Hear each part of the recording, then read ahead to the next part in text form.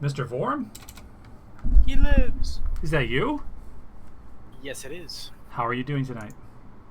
Oh, I don't know. I'm coming down with a sore throat, I think. This is what I like to call suboptimal. Yes, that is one way to put it. But, hey, gotta do what you gotta do, I guess. Yes. So, yeah. How are you making out with your, fine-tuning there? Good. I'm just trying to fix something here. Fix away. Fixing.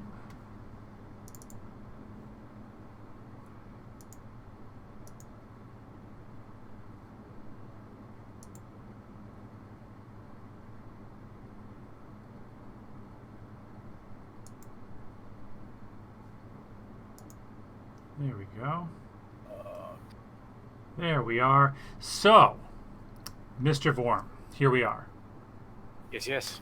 Let's talk about the Mystic class and how it needs to be rebalanced. Yeah, It's a problem.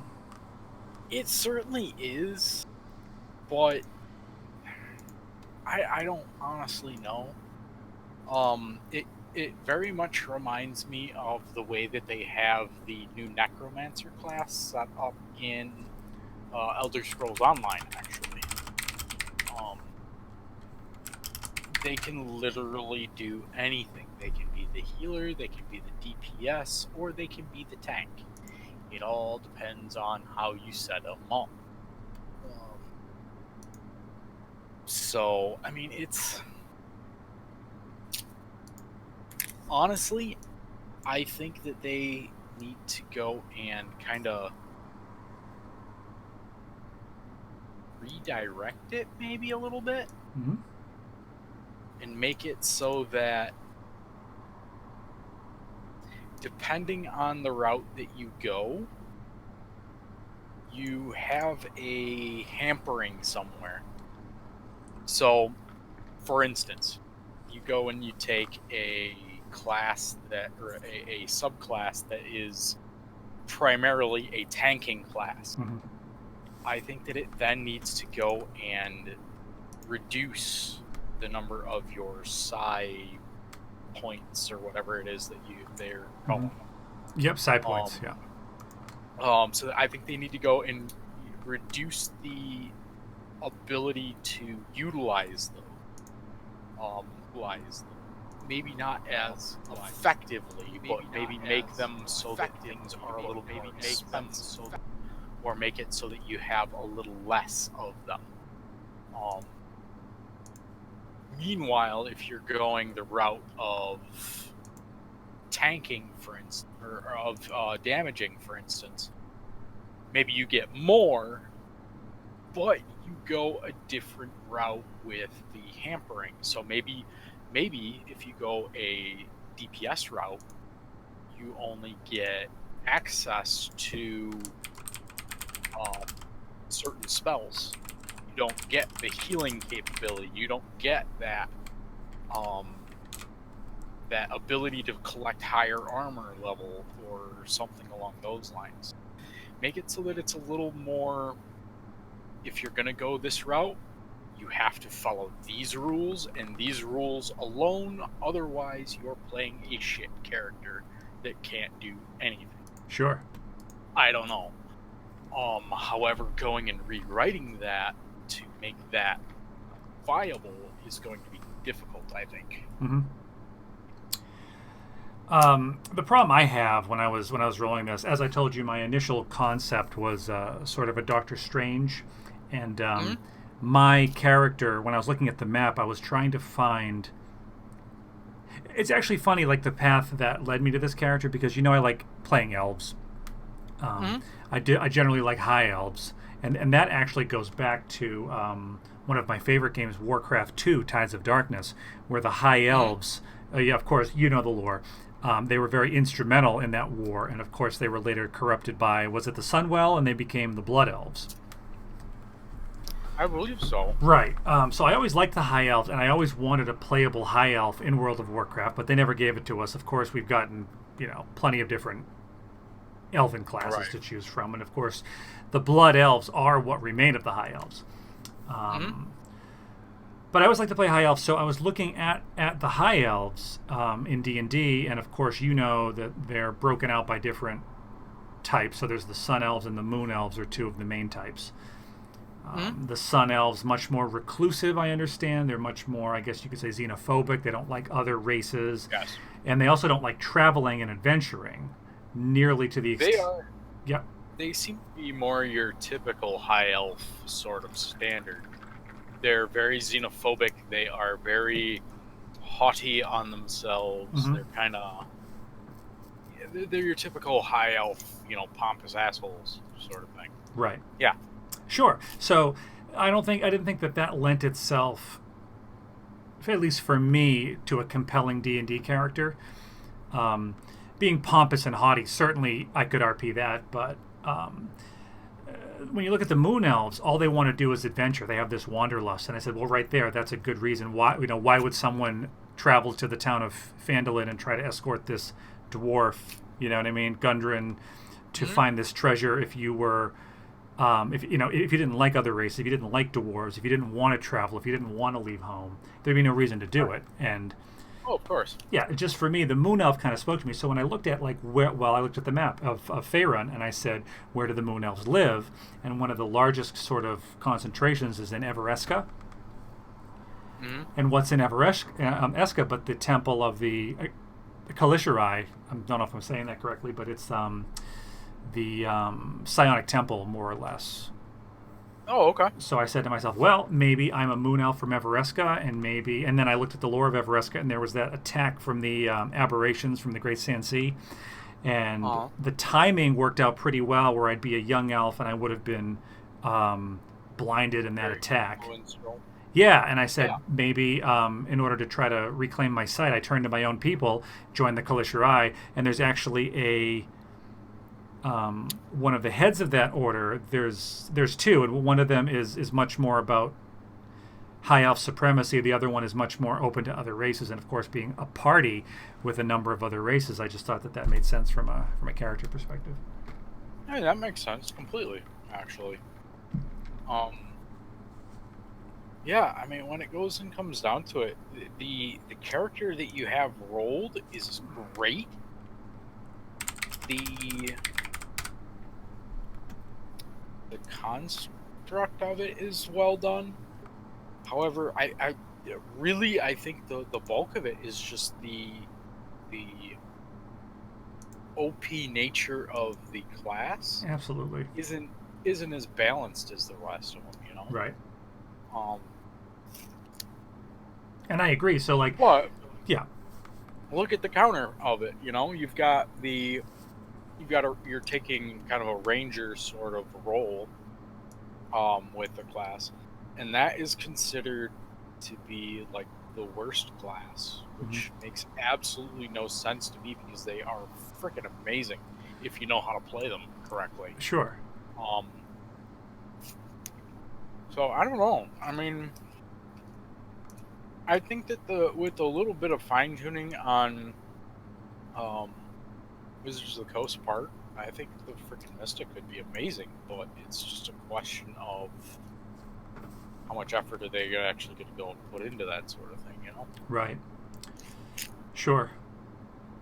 I think part of like talking to you about just simply choosing a new discipline, you can shape the character to be almost literally anything in the game. Oh, literally. Yeah, just by choosing one Literally, yeah. discipline. That's why when I Yeah, said by all means. yeah, when I said in Discord, do you want like cleric level healing? Do you want just a toolbox of pain? Do we want like amazing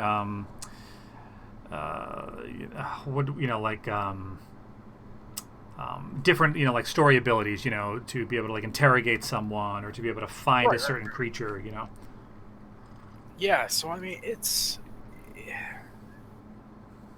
the party that we have as a whole is actually fairly melee centric, which kind of hampers everything.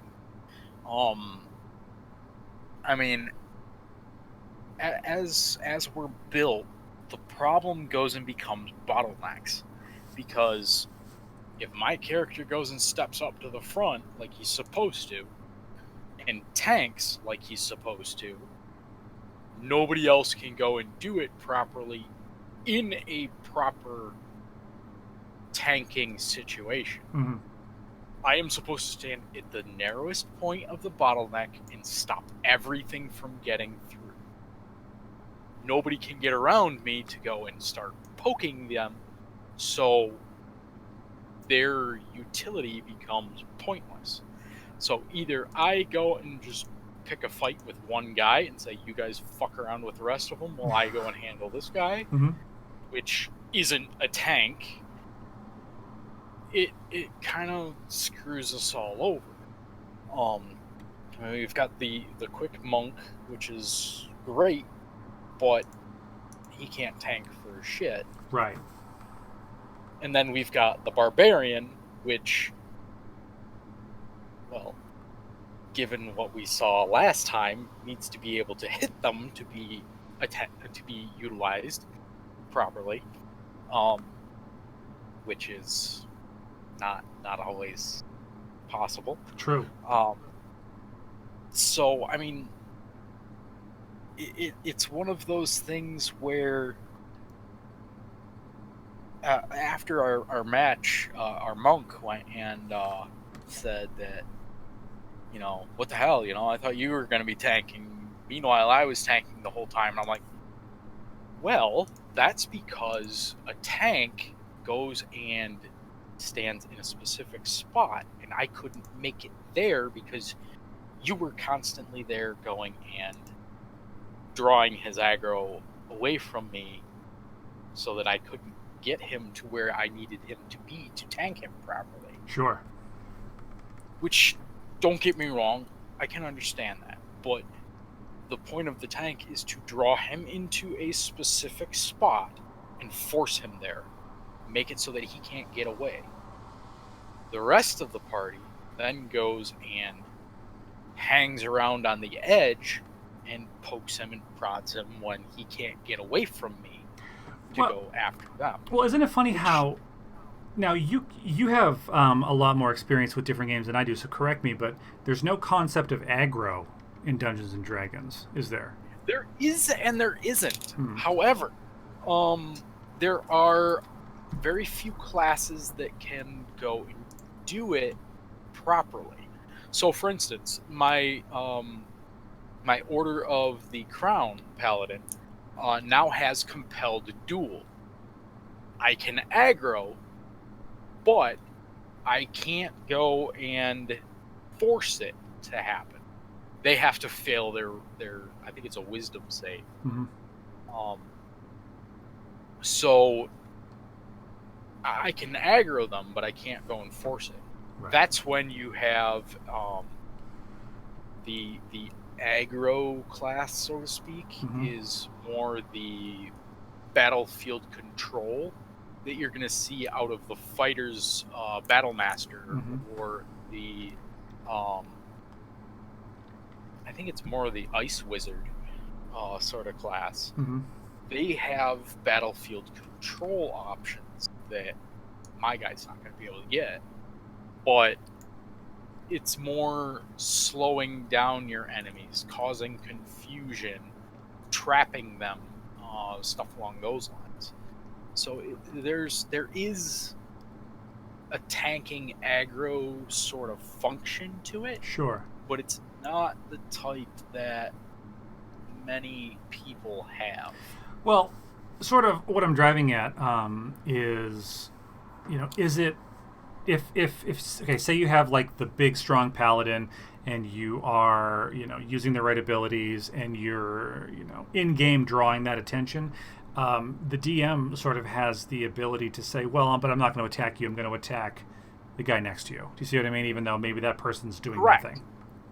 Correct. Yeah. But as the paladin, there are classes there are feats that go and help protect that. Mm-hmm. So as long as they are standing to my left or to my right, within 5 feet of me, there's actually the Sentinel feature, which I can use to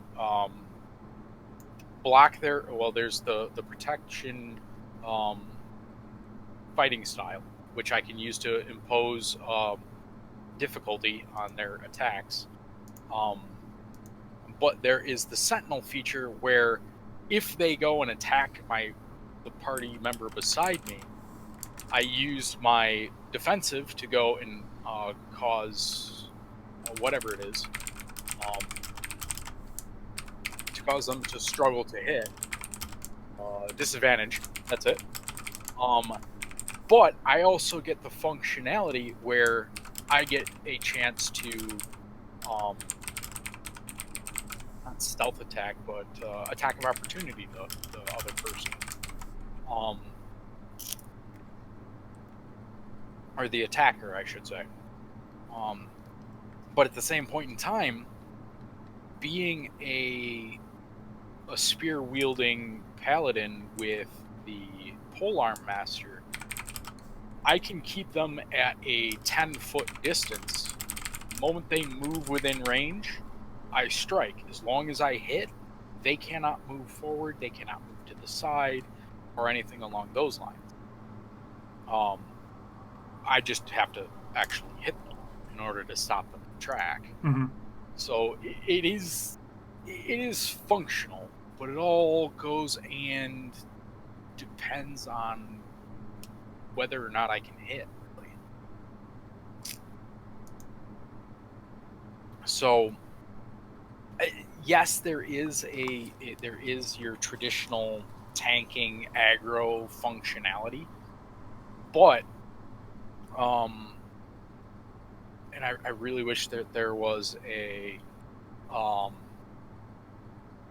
really wish that something like Vicious Mockery had an aggro effect where if you hit with Vicious Mockery, they're forced to attack you for at least one round or something like that. Right. You know? Because, I mean, yeah, I saw something. That would just be fucking amazing.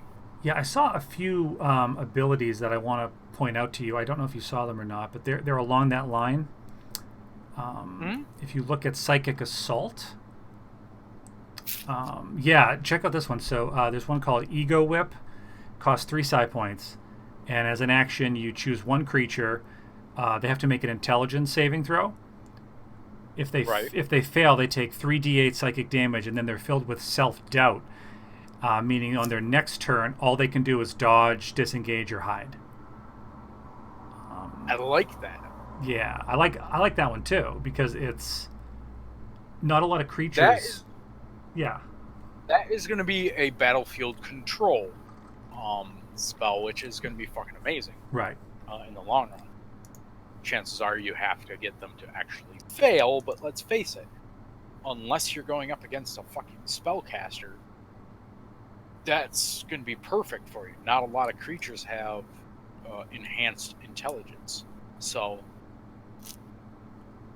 yeah. And then there's another one called Id Insinuation, which isn't quite as useful, I think, but it's similar thing. Intelligence saving throw, failed save, 5d8 psychic damage. Now we're talking about some pretty big damage there. And the creature goes into a fury as its id runs rampant. That's just flavor text, but the mechanic is on its next turn it can use its action only to dodge or attack. So you tell me, if you have like a spellcaster, for example, could they use spells? Is that considered an attack, or when you say attack, is that only with a weapon? No, I would. If it goes and deals damage, I would call it an attack. Yeah, I mean, what else would you go and call that sort of thing? You know? Right. So I'm just wondering, like when it says on its next turn it can only dodge or attack, I'm wondering how useful that really is. Like how much does that really limit the DM?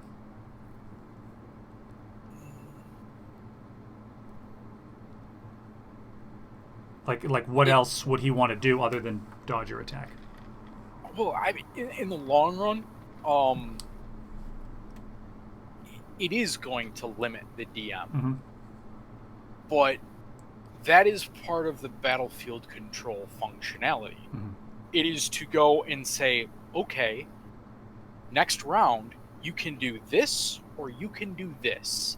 That is your only option. You don't get to go and run over here and go and make funny faces in the mirror. You don't get to go and do, go over here and steal a pie. It's you have to do this or do this. Mm-hmm. What do you choose to do? It's kind of like the heat metal spell. Oh yes, yeah, you told me about that one. You had gone and talked about that one the other day, quick, and you were going and saying, how easy is it to go and get off heavy armor when it is on fire? It takes 5 minutes. It's not. Exactly. It's not. So either you A, suck it up and deal with that or take that damage, mm-hmm. or B, you suck it up, take that damage, but keep going and try to get it off. I mean, mm-hmm. you're gonna go and take a or have an issue somewhere with it. The question is, are you gonna suck it up and deal with it while you try to go and get it off, or are you going to leave it there, accept that damage, but still continue to attack? Mm-hmm. Personally, I would go and say, all right, it's going to take me 5 minutes to get this armor off. Fuck it. I'm going to make it inconvenient for everyone. I want to run over and I want to pick up that person over there and I want to just hold them. Okay. Mm-hmm. Grapple them. Cool. Well, DM, as a DM, you have to make the decision for me. Is that going to damage the other person, or is it just going to go in and damage me? Sure. Any DM who's worth their salt would go and say, you're wearing red hot metal. It's going to go and burn them too eventually. Now, sure. if they're wearing full plate as well, then okay, well, it's got to heat their armor first. Mm-hmm. Then it goes and hurts them. But either way, if you have someone wearing red hot metal come up to you and try to pick you up, how freaked out are you? I'm very unhappy. Exactly. You've got that heat there, but you've got someone who is insane enough to go and say, I don't care. I want to hug you, mm-hmm. run over to you and try to pick you up. You're freaking out. You can't make any attack at that point. So that's a double disadvantage. Yeah, I'm at a disadvantage of getting hurt, mm-hmm. but they're at a disadvantage because now they got to get away from me. And if I go and grab a hold of them, okay, well, now now they can only go and move so far, or they can only go and do this much, And none of this is in like writing. It's up to the DM to kind of work around that. Yeah. It is going to be up to the DM, but that's the price you pay for having that fancy title. That's true. I mean, you've got somebody go and like we discussed the other night, mm-hmm. The prestidigitation, or not prestidigitation, the mage hand and thaumaturgy. Yes. As a DM, you have to roll with that. Mm-hmm. If you don't, you get boring quick. Well, I mean, so I think the DM's got to look at the consequences in game. Are there guards, or is there a priest that's going to attack because of? I mean, or is it just gonna? Are people going to run away? I mean, there's got to be like an in. If a player's made that decision, what are the in-universe consequences? Exactly, and that's all part of it. But that's all part of being the DM. You are going to be at that disadvantage, but it's going to be a question of, are you going to be a cool DM and roll with it, mm-hmm. or are you going to be a stuffy DM that, frankly, no one wants to play under, right? And just go and say, "Meh, nope, you can't do that." Why not? I'm wearing heavy metal. I can't get it off. I want to grapple him. Yeah, but you're going to take damage. I understand that. I'm willing to accept that damage to go and cause disadvantage, to frighten my enemy, to cause other sort of battlefield chaos so that those fighting around me do the damage that they need to go and do to potentially make it so that I'm no longer wearing hot metal. You know?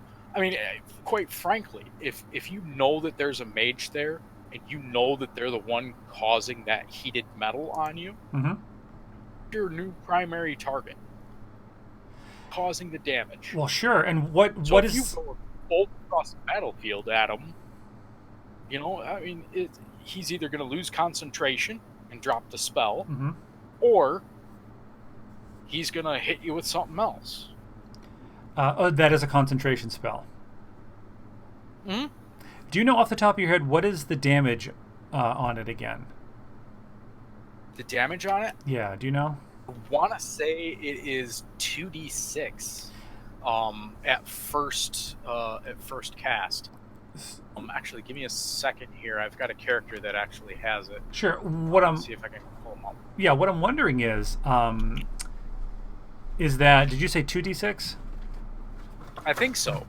Is that 2d6 per turn? So like if you're doffing it, like we talked before. Per turn. So yeah, so it takes 5 minutes. It's like a 5 minutes is 50 rounds. approximately, yeah. No, a round is 6 seconds. Right. So 60 seconds times 10 is a minute. Then 5 minutes is, you know, it's a long ass freaking time. It is, and the only way to stop it is to kill the wizard. Is to kill the wizard or have them lose concentration. Break their concentration, right? Correct. Here we go. So here's my dude that runs it here. Spells. Eat metal. Here we go. So let's see. Suit of heavy or medium metal armor. Correction. 2d8 fire damage. Okay. When the spell, or when you cast the spell, until the spell ends, you can use a bonus action on each of your subsequent turns to cause this damage again. So it's a bonus action to continue to deal that damage. Okay. That's not stopping you from using your regular attack attack action. Yeah, that's to cause more damage on top. That's pretty brutal. It's an absolute savagery. Now this only lasts for a minute, but either way, that's still 10 rounds that you're going and getting hit with 2d8 damage. Even if you go and take middle of that every time, that's 8 damage every round. Right. Over the course of 10 rounds, that's 80 damage. That's enough to kill a wizard in 10 rounds. Sure. You know? So, or even, well, probably even close to maybe an 18 or a 20 level wizard, depending on how they roll and whatnot. Right. Even at level 20.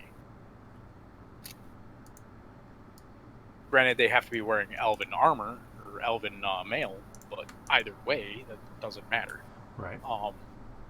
So, I mean, it's a particularly brutal spell, but it is, at least in my opinion, I would think that would be battlefield control. Can you, what you're going and doing is you're going and saying, all right, make a decision. Are you going to go and try to take that heavy armor off, or are you going to continue to go and come at me? Figure it out. What are you going to do? It seems like the only thing to do is go after him, because if you take that off, it literally is. It's going to take a while. It literally is. But if you're hiding behind a fighter or a tank of some sort, they're going to have to go through them. And how easy is it to get away from them? It's not. Right. No, it certainly isn't. Yeah. So yeah, I mean, it all kind of goes and depends on the mindset of the character and what type of character they're playing. If they're playing a fighter, okay, then they're going to charge right at you. But if they're going and playing a rogue or something like that with maybe scale mail or something, I don't know why they would wear that, but whatever. If they're playing a rogue, what can they go and do? Maybe they go and switch over to a bow and hit you with it from a range. Mm-hmm. I don't know. But it all kind of goes and depends on the player that or the enemy that you're facing. Sure. Some are going to be smart. Some are going to be dumb. I think the basis of that spell is more for getting enemies to go and drop their metal weapon more than drop their, try to get out of their armor or something like that. Yeah. Because how many characters go and run around with, wooden weapons? Not many. No, and the funny thing is about that, when you look at the action economy, if you've heated up their metal weapon, they drop it. They're going to have to waste a whole turn, picking up either a different weapon or now maybe they're unarmed. Exactly. So that was that I think was the primary concept behind that spell. But you can't tell me that somebody in there didn't go and say, yeah, but what about that fighter who's wearing fucking plate mail or plate armor? Right. What's that going to do to him? Mm-hmm. I mean, I don't know anybody who's gonna go and just continue to hang on to this molten piece of metal in their hand. Right. Nobody's gonna hang on to that. They're gonna draw something else and go. When it comes to heavy metal, though, or heavy armor,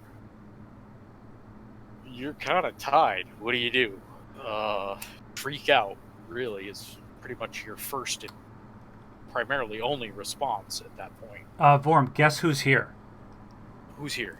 Your best friend, Cobra Laserface. Welcome, Cobra Laserface. Hey, Cobra, how's it going? Cobra, you're in our Discord, so if you want to join comms, feel free. Otherwise, thanks for joining the stream.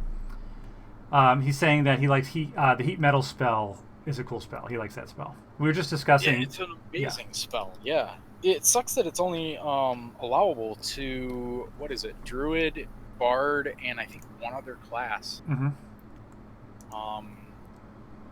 And oddly enough, I don't think Wizard is one of them. But it is an amazing spell. Let's check the wiki. Let's check it on D&D Beyond. Let's see.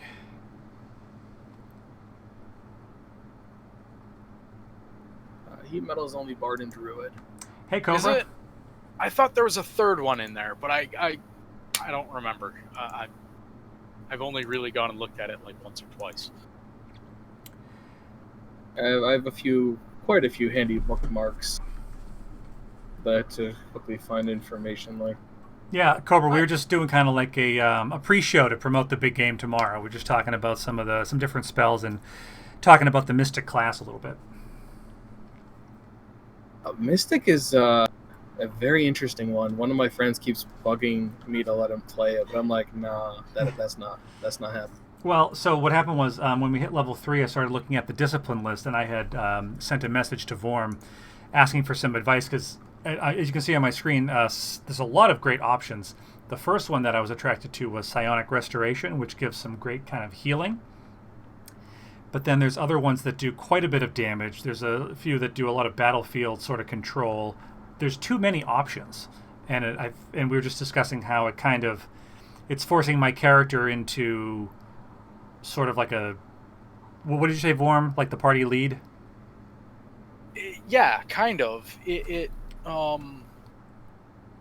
like the party leadership or the party's face, so to speak, using Shadowrun terms. Yeah, which certainly isn't what I was going for. Right. Like you actually went and told me that well, isn't that usually the paladin's job? And sure, I guess, but I mean, it all kind of is as it is. I'm more of like a reactionary person in at least in voice RP.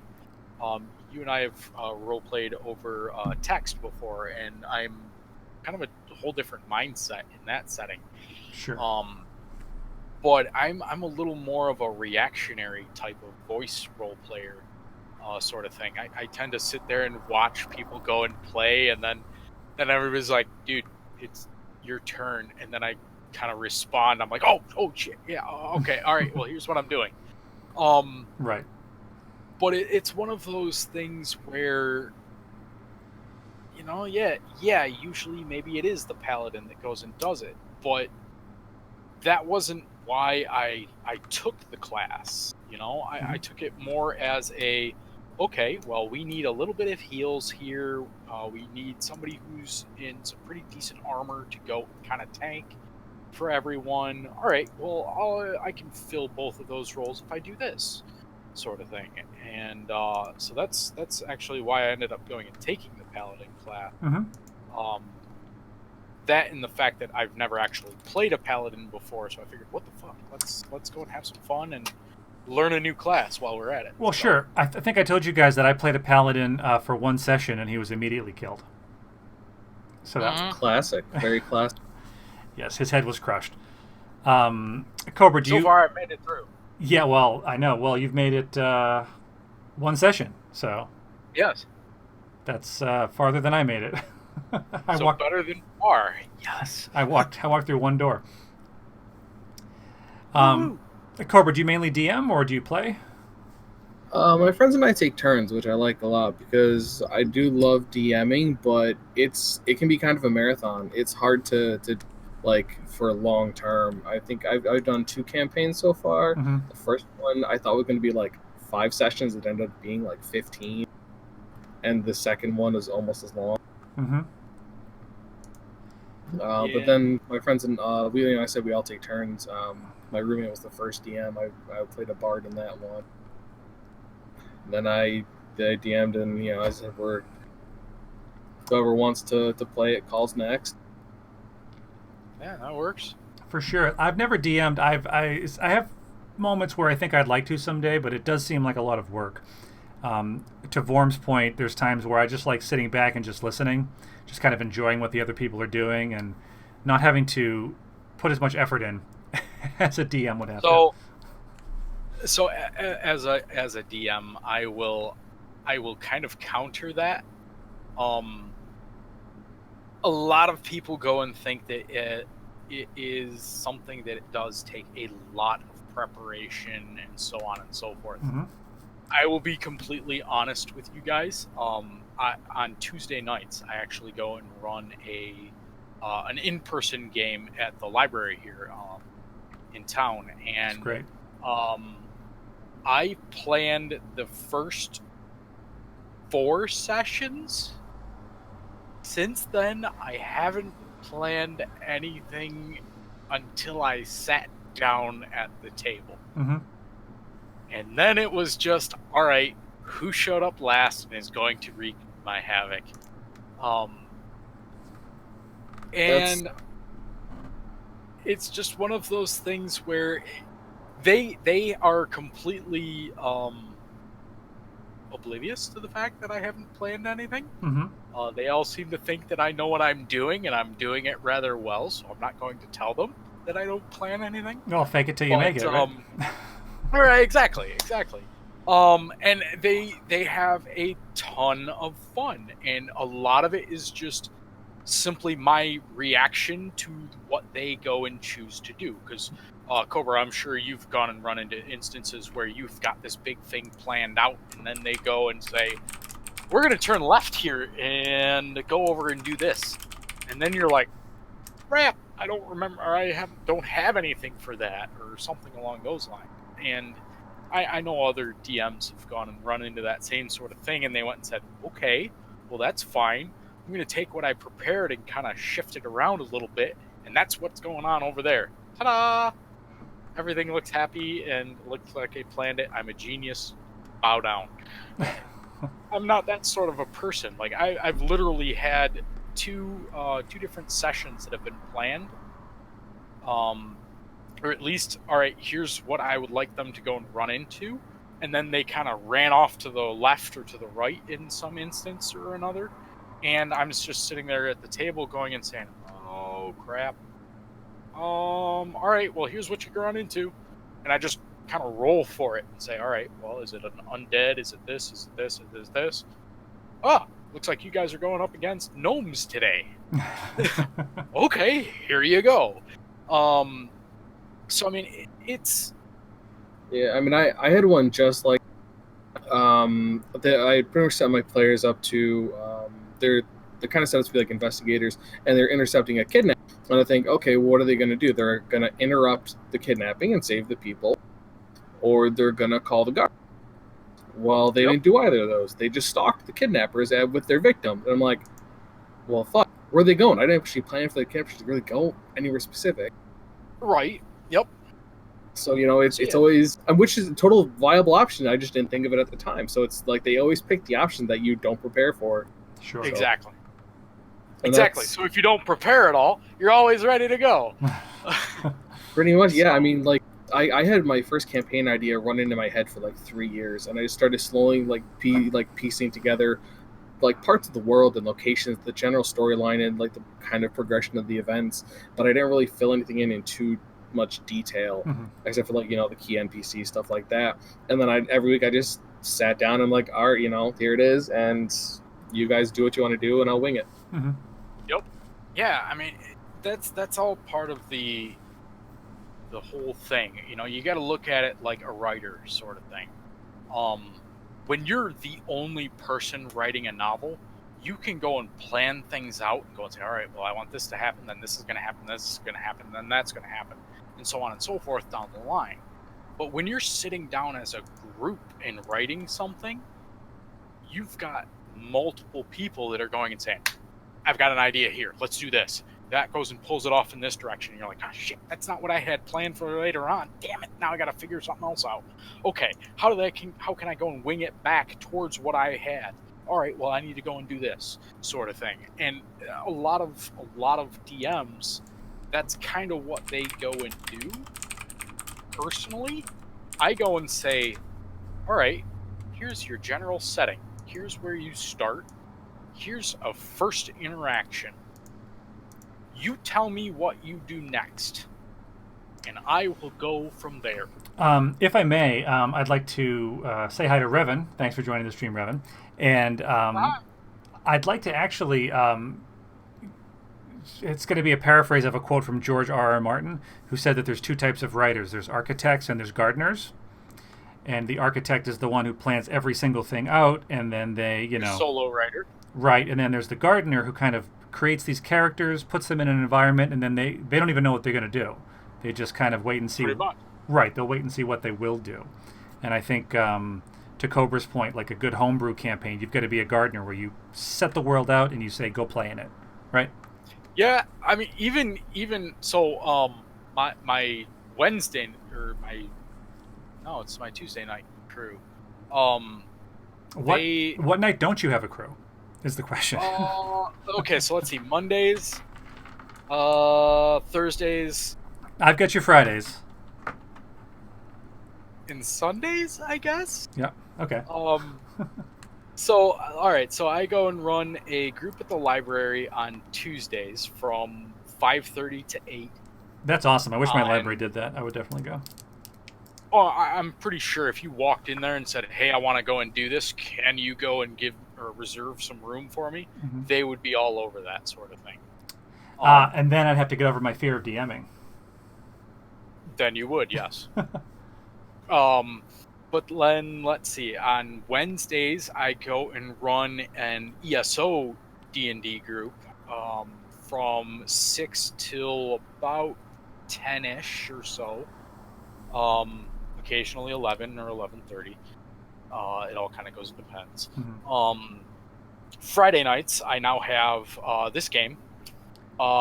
Saturdays, I go and typically go and play from about maybe 9:30, 10 up until 5.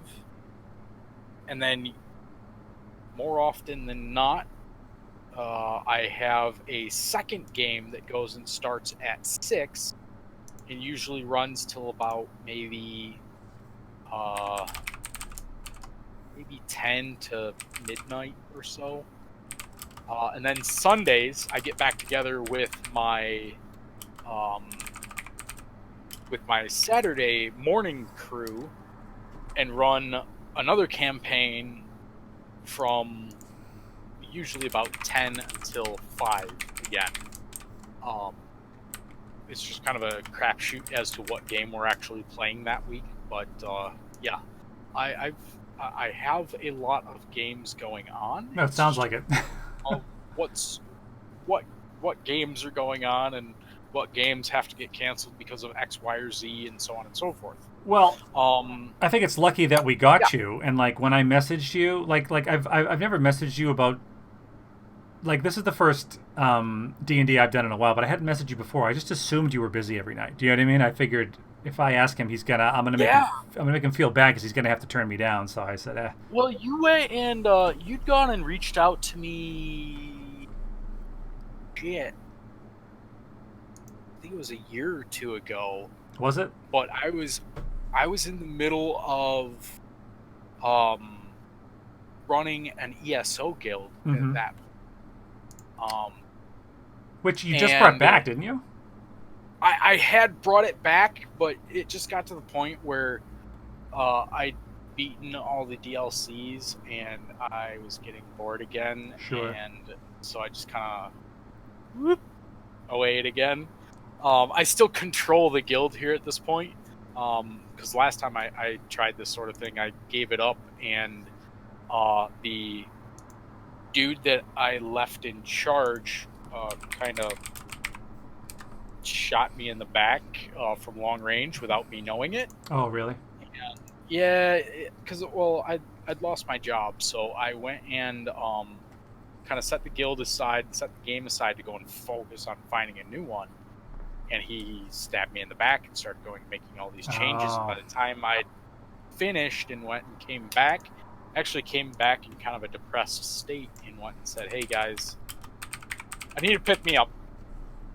Help me out here." And I walked in and everything was gone. Tumbleweeds were rolling through the dining room, and it was just kind of, well, shit.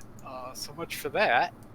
And I went and brought it back after my temporary guild this time went and annoyed the shit out of me, and I promptly went and tore that guild apart and reformed my other guild, and we ran for a couple of months, and everybody started kind of going and falling off a little bit here and there, and we just didn't have that, all in one, hey, let's go and do this sort of thing and go. And so it's just kind of ghosted out quietly, and now it's sitting in my control in a mothball fashion. account. Yeah.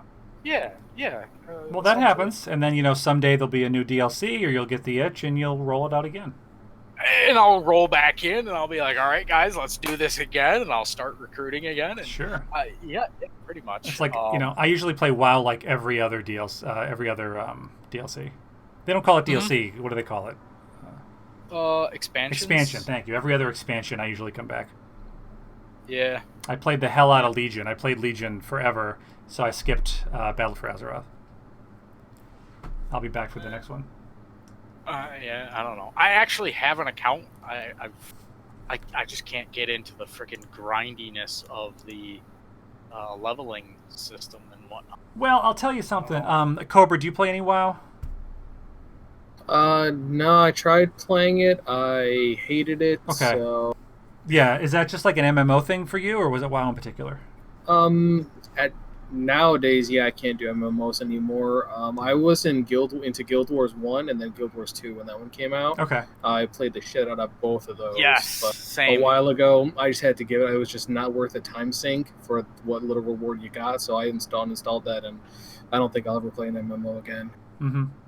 I got a little burned out on them. I was into EVE Online for a while, and then I was into WoW for a while, and Lanstus, who is the DM of this campaign, he's always trying to get me into another MMO, and I just told him sort of to Vorm's point, I can't start at like level 1 again and have to grind all the way up. And then with Legion, what killed me was the item level grinding. So now you're at max level, and now your item level is 292, but it's got to be 293 to get into this group. And I just said, to hell with it, Right. The item level just kind of killed me.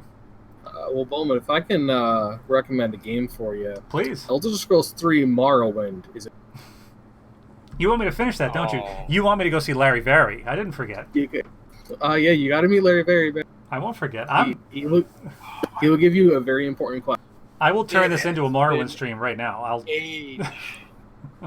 It has been an age since I've played that. It is an amazing game. Mhm. So I It's first one of got that. I first got it when it came out as the Game of the Year edition, and I flat out played that game for a year, almost two, before I even realized that there was an actual storyline. Oh, so you went to go see Caius Casade. He told you go live your new life, and that was it. Pretty much, I just went and ran off and started going and exploring, and it's just like, Well, you're actually RPing it the right way. That's what he wanted you to do. exactly. And then I went and I wandered back in, and I talked to this one dude, and he's like, "Hey, you got to go and do this." I'm like, "All right, sure." Yeah. And then I went off and did it, and it just kept going and going and going. And I think it was another year or so before I actually finished the game. I've got probably close to about 3,000 hours in that game. Wow. Without even noticing or trying. Granted, this was all back on when it was still Windows freaking 95. Sure. So I don't have an actual count or anything like that. Yeah. But it's been a long time since I've gone back to it, and I've got all the DLCs for it. Oh, sure. That. Yeah, Tribunal, Blood Moon. Oh my god, I even have the Ori one as well, where you get the. Oh wait, no, that's Oblivion. Yeah, I mean, I had the the original release Xbox version, and I still have the Bethesda published game guide for it. Oh, nice! Wow, that's actually. Yeah, I've got the maps. Yeah, I have the wall maps. Yeah, I have the big fold-out map too that came with it too. So I have Yup. this one. Shit, I don't know where that. Those are collector's items. Those are nice. Yeah. Cobra, you know what would be fun sometime, and I realize that your schedule might not allow it, but if I was to, because let me tell you what happened. The game I was playing before, I still have it, but I redid all my mods. I'm using OpenMW now, so my old save files are not compatible, so I've kind of got to start over. If you remember, I didn't make it that far into the main story. It was mainly Fighters Guild stuff that I was doing, but you could have the guide and the maps and jump in comms with me and kind of backseat and just get me to like sort of guide me through the main storyline. So not a speed run, but just so we could get kind of back to where we were quickly. That'd be rad, and honestly, I probably wouldn't need the guide. I probably still remember literally. There was a time it would have been a couple years since I had even played it, and I was in college, and I had an online friend, and he started playing the game, and he could not find this one really obscure cave because the game doesn't give you quest markers on where to go. I'm like, okay, start here, turn like northeast, walk for about 2 minutes this way, you come to this support, and without even having anything in front of me, I was literally able to guide him to this obscure little, that's beautiful, very specific cave. Well, yeah, it's gorgeous. It's the well-known meme where it's in Skyrim, go kill a bear. Here's a quest marker. Here's an arrow. In Morrowind, it's there's a beast somewhere northwest of a tree, and you've got to walk for 5 miles and look for a skunk and take a left. You know what I mean? You have no idea where you're going. Right. The bear's in a cave, and its name has 17 letters in it, and it sounds like every other one near it. Right. Just go north, fucker. Right? Yeah. Go north. Go northwest. All right. Well, I'm going northwest. How far do I go? Well, you gotta go about 50 feet. Figure it out. I'm in the ocean. Shit. I played the game so much that I had managed to get down pat a way to build and start quick level up a couple things for a character that I could literally be almost infinitely rich almost immediately. Oh, beautiful.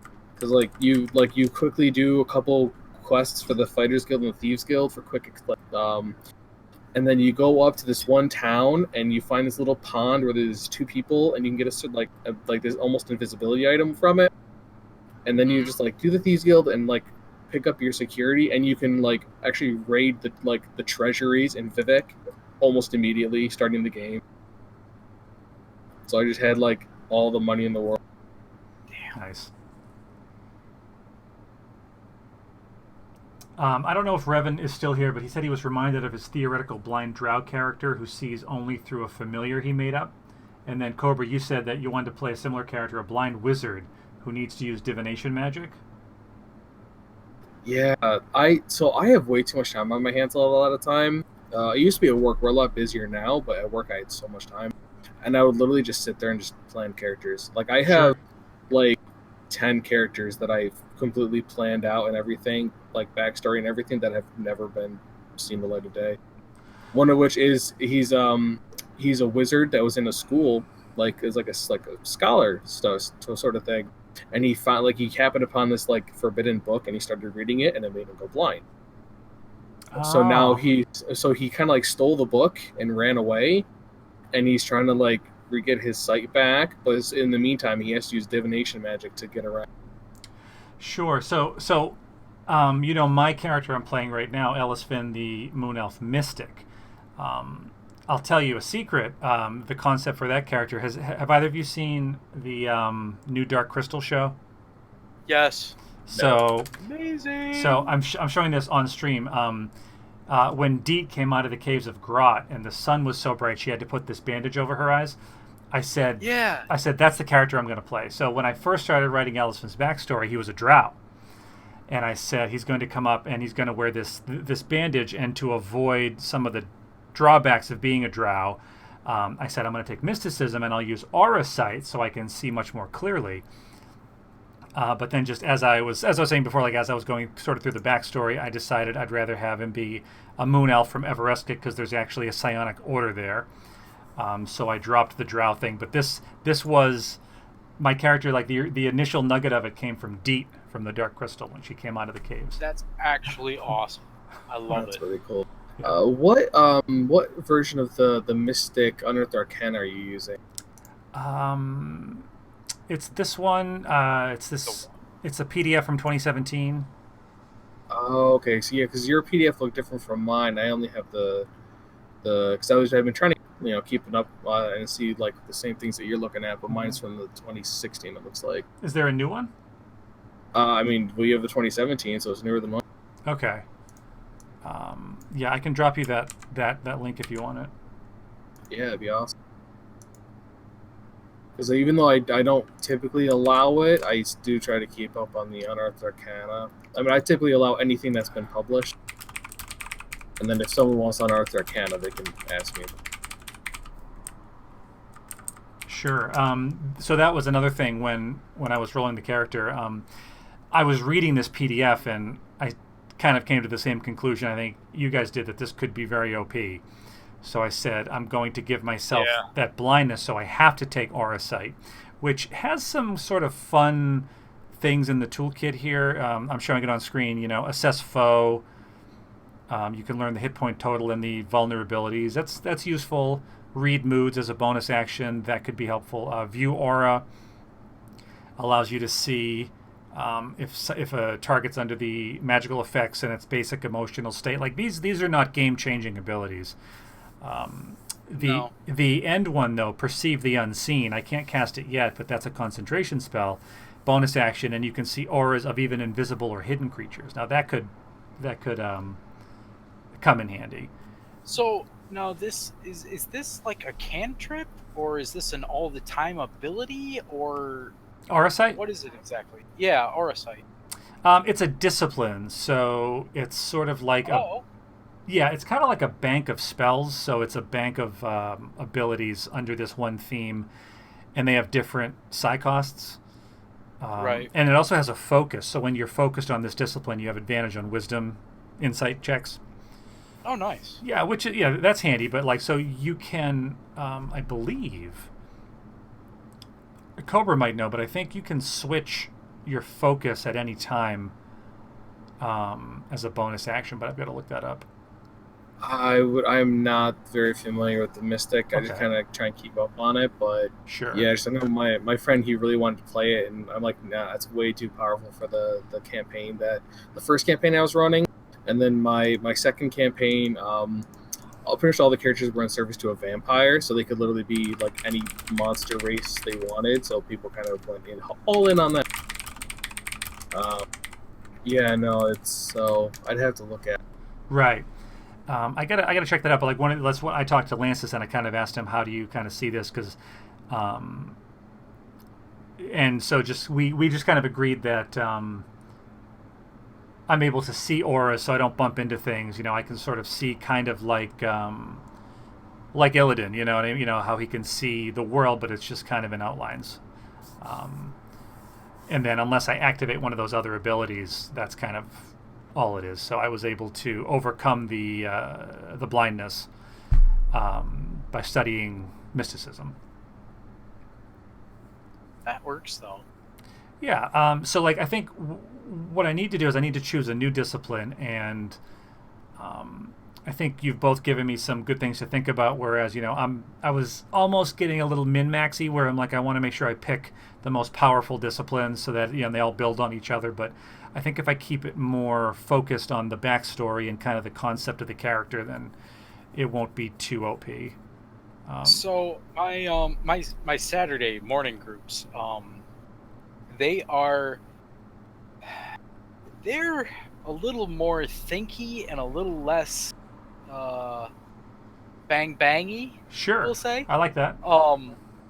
So they are constantly going and fucking rolling up these high ass stealth talky type of characters and shit. And I'm sitting there going and saying, all right, we're gonna get into fights here. You guys go and talk all you freaking want. I'm going to build something that's going to survive. And eventually you're gonna come across an iron golem. You cannot talk to an iron golem. Exactly. And like they're constantly going and doing this stuff, and I'm sitting there like, I can't freaking wrap my head around it. So I've always made these. I've got a death knight, or not a death knight, but a death cleric in one campaign, and I'm planning up a fighter-ish bard in the other one. And they kind of went and rolled out this little side campaign for our Sunday games where we've got to investigate shit. And I finally went and rolled up a thinky type character. He's still a fucking badass. He does have heat metal, and he can talk to animals, and he's got a squirrel familiar and shit. And I've got to say, it's a lot of fun only having like 2 attack options. Well, 3 technically. He's got a javelin of returning, so he can throw it all he freaking wants, and it just reappears in his hand because he doesn't have to go and pick it up. Right. But either way, like I've only got like 3 attack options.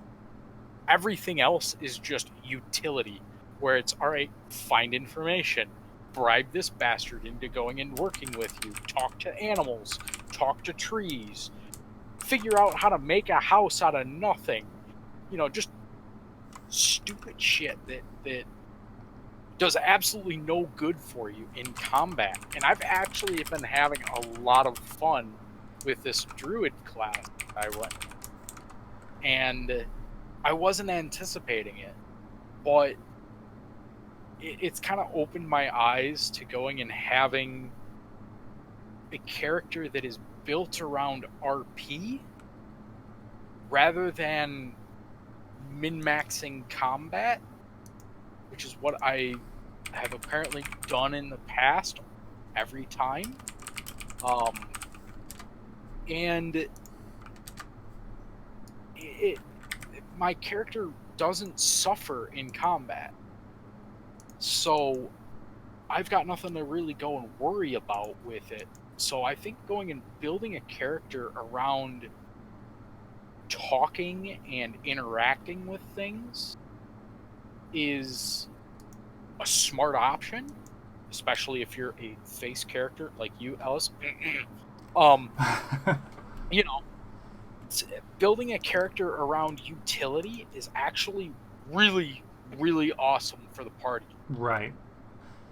So, but they get a little boring in combat. mhm. So you're kind of in a tough situation. You don't want to be the min-maxy combat guy, but in order to function in the talky situations, you're trying to balance between the two. Mhm.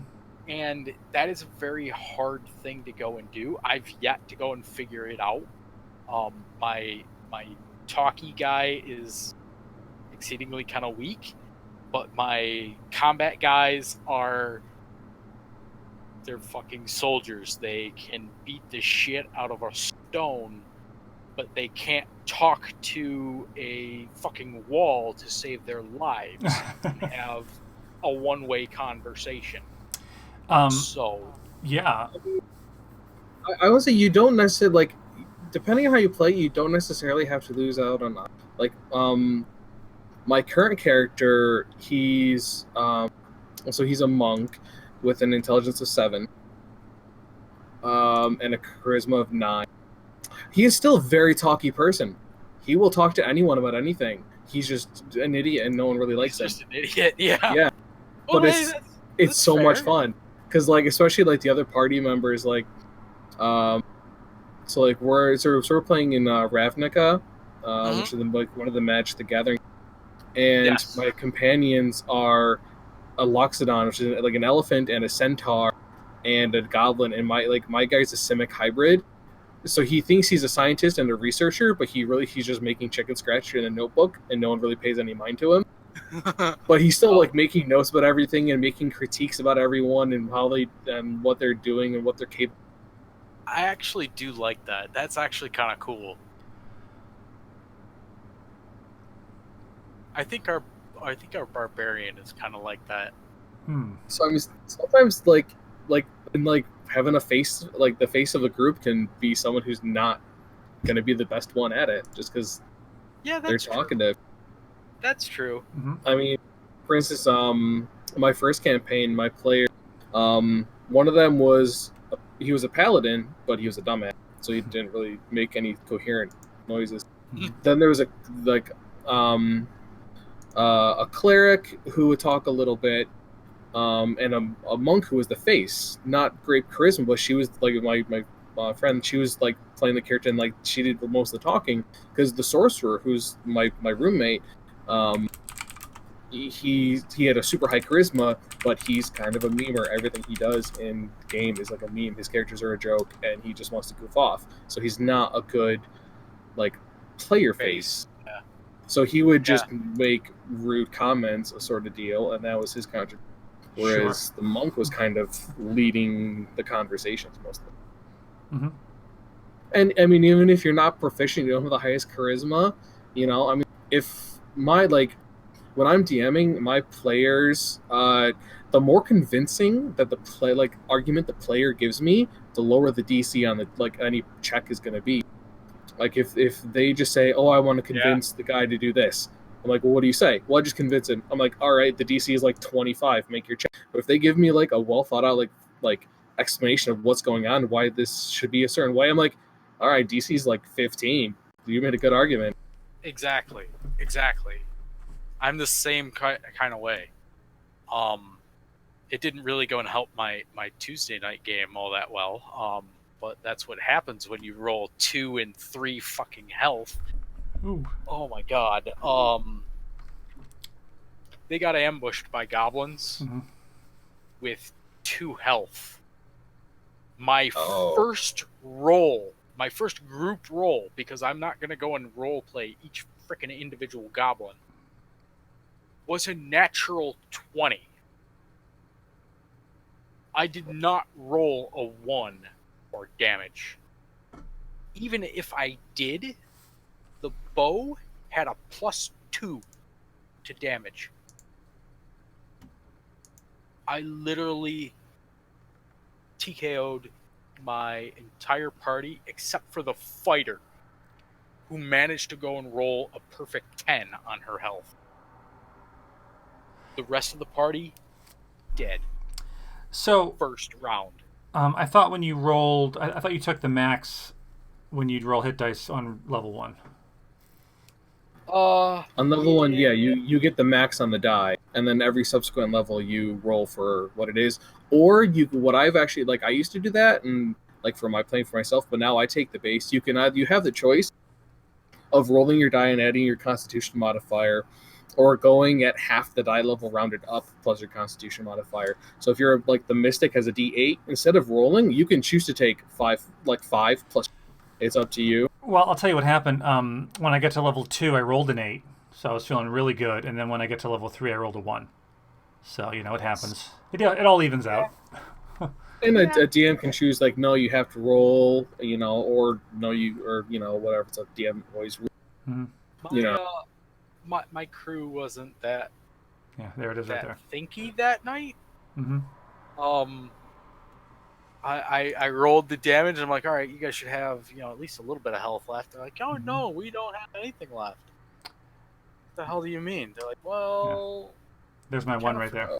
Everything in, and it was kind of bad, and I just said, all right, re-roll your health. We'll start over, and it went better. They survived. Yeah, because we totally randomized everything with it. Yeah, they rolled for race, rolled for class, rolled for stats, rolled for even their background functions. Really? Yeah, we literally rolled everything. And when you've got D&D Beyond with just about every race unlocked, sure, that's a lot of rolls. Everyone's a Kenku. Everyone's a Kenku. Yeah, I would like to do a party with like 3 Kenkus. That would be interesting. But actually, I do want to, the thing that actually brought me here. So I just want to get back to Heat Metal one thing real quick. Oh yeah. So the first long form D&D campaign was my roommate was running it. I was playing a bard. I was super this is the first character I ever really played. So I was min max. I was just kind of taken too seriously. Since then, I've whatever the hell happens, and it's fun no matter what. Right. So one of the things I did was I would take manacles and I would sneak up on people and manacle their legs together and then cast heat metal on the manacles. Ooh. That's nasty. It's nasty, Cobra. Yeah, that was and I do it extra high levels. I think it gets stronger the higher level it gets. So I just do it level 5 or whatever, and it'd be I can see on your screen. So that'd be 5d8 around, and there's nothing they can not much they can do about it. Sure. That is actually kind of awesome. Wow. Oh fuck! Remind me not to get on your bad side. Yeah, that gives me so many ideas right now. I know. I do love just coming up with really good combos. So I have in quotations a Friday D&D group because one of my friends he can't make it Saturday, so we started playing on Fridays. So a different game haven't played in a while, but I'm playing a paladin in that one, and he has the Sentinel feat and he has the Polearm Master feat. Okay. Yep. So the Polearm Master, he uses a halberd or a glaive. So he has 10 foot. So Polearm Master, you make opportunity attacks on anything entering your 10-foot reach. Mm-hmm. Sentinel, if you hit an enemy with an opportunity attack, their speed becomes 0. Mm-hmm. So I literally just wait for the enemy to get in range. They get in range of me, I hit them, they can't come any closer. And then my turn, I hit them a couple times, and I back up a step, and they have to come into my range again. Yep. And it's just this kind of war of attrition. We fought, I think it was a kind. And I kept doing that. My party my friends, they were both playing. One's a rogue that uses a range attack, and the other's a ranger with a range attack. And they were just behind me, backing up, shooting this thing, and I just kept it at bay with because I got so lucky. I don't think I missed an attack. Thank God. That's awesome. I would have been mauled. But. That is awesome, and that's exactly what my concept was for my character. This round, actually. However, I don't have the Sentinel feat yet, so that's next on the docket to go and get. Mm-hmm. Oh well, I'm a human, so I started with the Arm Master feat, and when I hit level 4, I got the Sentinel. Yep, yeah, and I've got to hit level 4 yet, so I can grab Sentinel, but I'm running exactly the same concept. However, our monk needs to not go and steal my tanking. But we'll Well, you know, deal with it. yeah, I've been reading some stuff about the action economy, and one thing that kind of struck me is that I never do this, and I don't think anyone in our whole party did. Um, Either dodge or use the help action, That's true. things like that. I'm not really all that familiar with help. I've never actually run into anyone who's actually done it. Yes, some of the videos I saw made it sound like it was very common. It's pretty situational.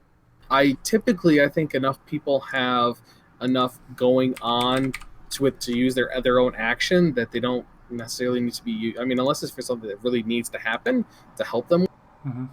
because you pretty much just give a creature advantage on something they want to do. The only exception to that was when one of the games we played, my friend was playing. I think it's a mastermind rogue who could use the help action as a bonus action. So she would use her action for normal stuff, and then her bonus action would be to like help on one of us on our attacks. Hmm. Yes, yeah, right. So it says when you take the help action, the creature you aid gains advantage on the next ability check, provided it makes the check. Although I thought, let me look here. You can aid a friendly creature in attacking a creature within 5 feet of you. Right. So you feint, distract the target, or in some other way team up to make your allies attack more effective. So like in that last fight, you were there, Cobra.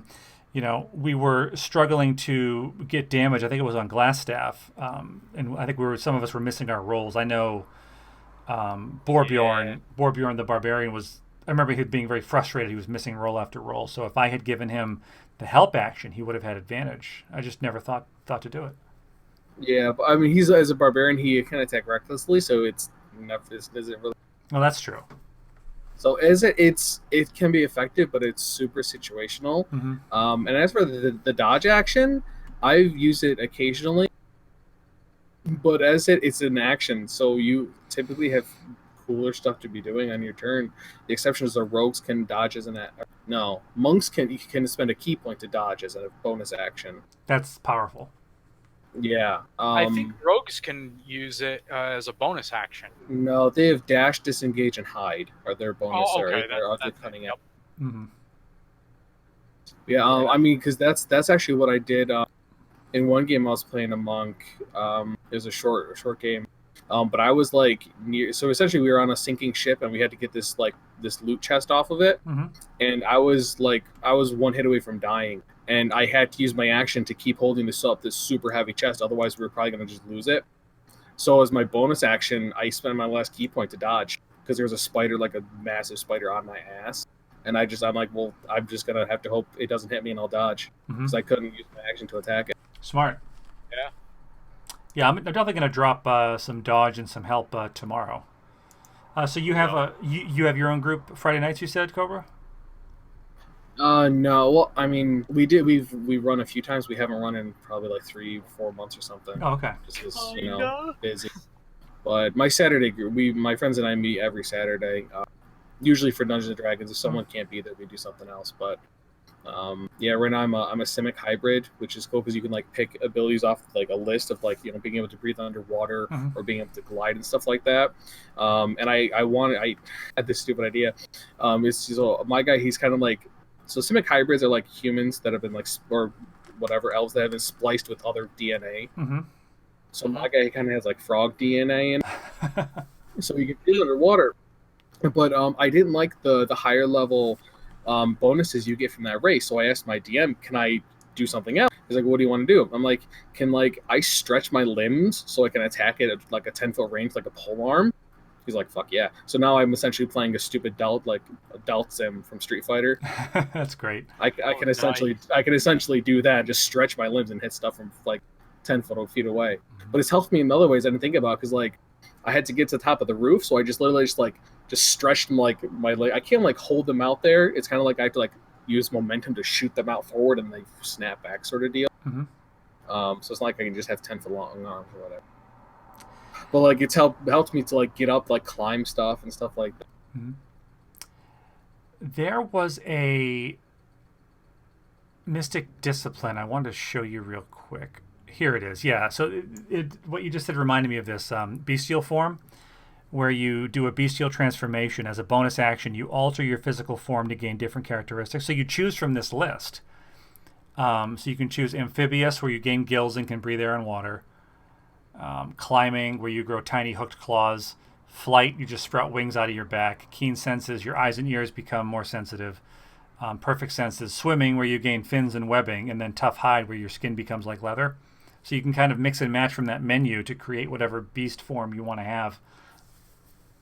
All right, but so here's the thing. Like, I just gotta say, like, here's like, so this is one of the things that makes Mystic so bullshit. Bro, Oh no, I agree. I agree. The amount of side points they get and how much they can dump. Because I'm just looking at the bestial claws, up to 7 side points. And you get an attack, and if you hit, like, you can just like hit on the attack and deal 7 slashing damage. Yep. Which is just massive. Yeah, it is. You figure you just hit level 3rd level, right? Yeah. So look, so I just went from 6 to 14, which is just huge. Yeah, you get so many side points, and like there's another one. Maybe it might. I don't know if it's still in this one. It might be on an older.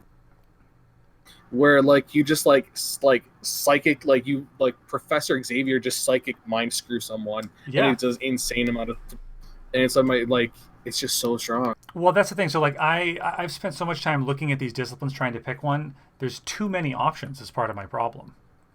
You know, I almost want like a path where it's like, well, you can take A or B, but I can choose literally anything, you know, that you can think of. Well, have you decided what order you're taking? Yeah, well, I chose the Order of the Nomad, which I realize it's not like an optimal choice, which I think is probably good for me because I don't want to be, you know, I'm not trying to be. It's always well if it's the character. Like I mean, I played an elf cleric one time, which clerics their highest stat wants to be wisdom. I could have been a wood elf, which gives you bonus to wisdom. But that one, like the character was better fitting being a high elf, so that's what I took. You know, which is intelligence bonus instead. Sure. So that's like, as I said, like my first character, I was min maxed, so pathetic. Like it was just so bad. I'm like, after that, I'm like, no, you got to keep it real. Yeah. So the Order of the Nomad, they seek to accumulate as much knowledge as possible and unravel the mysteries of the multiverse and seek the underlying structure of all things. I really like the idea of that because when Ellisvin went blind and he went to the temple and he learned the things once he could see, you know, the different planes of existence or, you know, whatever in game I would have seen, he wants to unlock as much of that as he can. So I like this order. And then when you choose an order, you get to choose 2 disciplines from that order for free.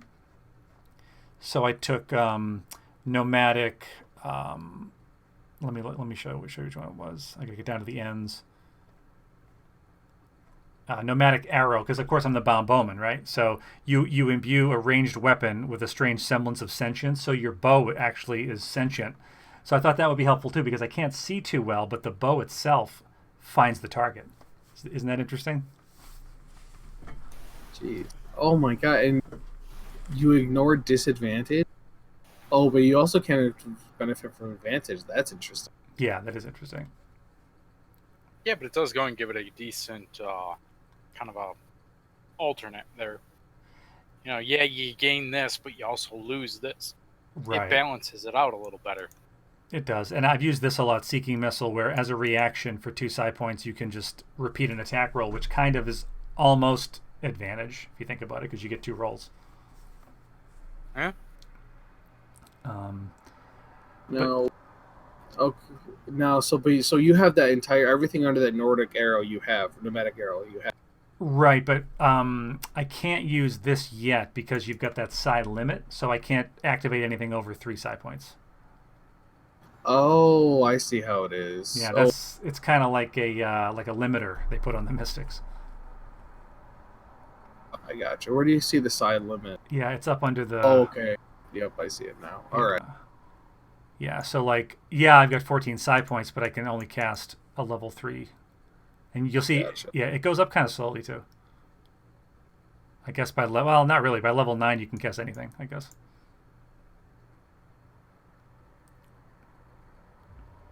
Either way. Yeah, I agree with you though. Like the psi points go up too fast, and the psi limit should actually go up slower. I think that would be one way to Oh, balance it.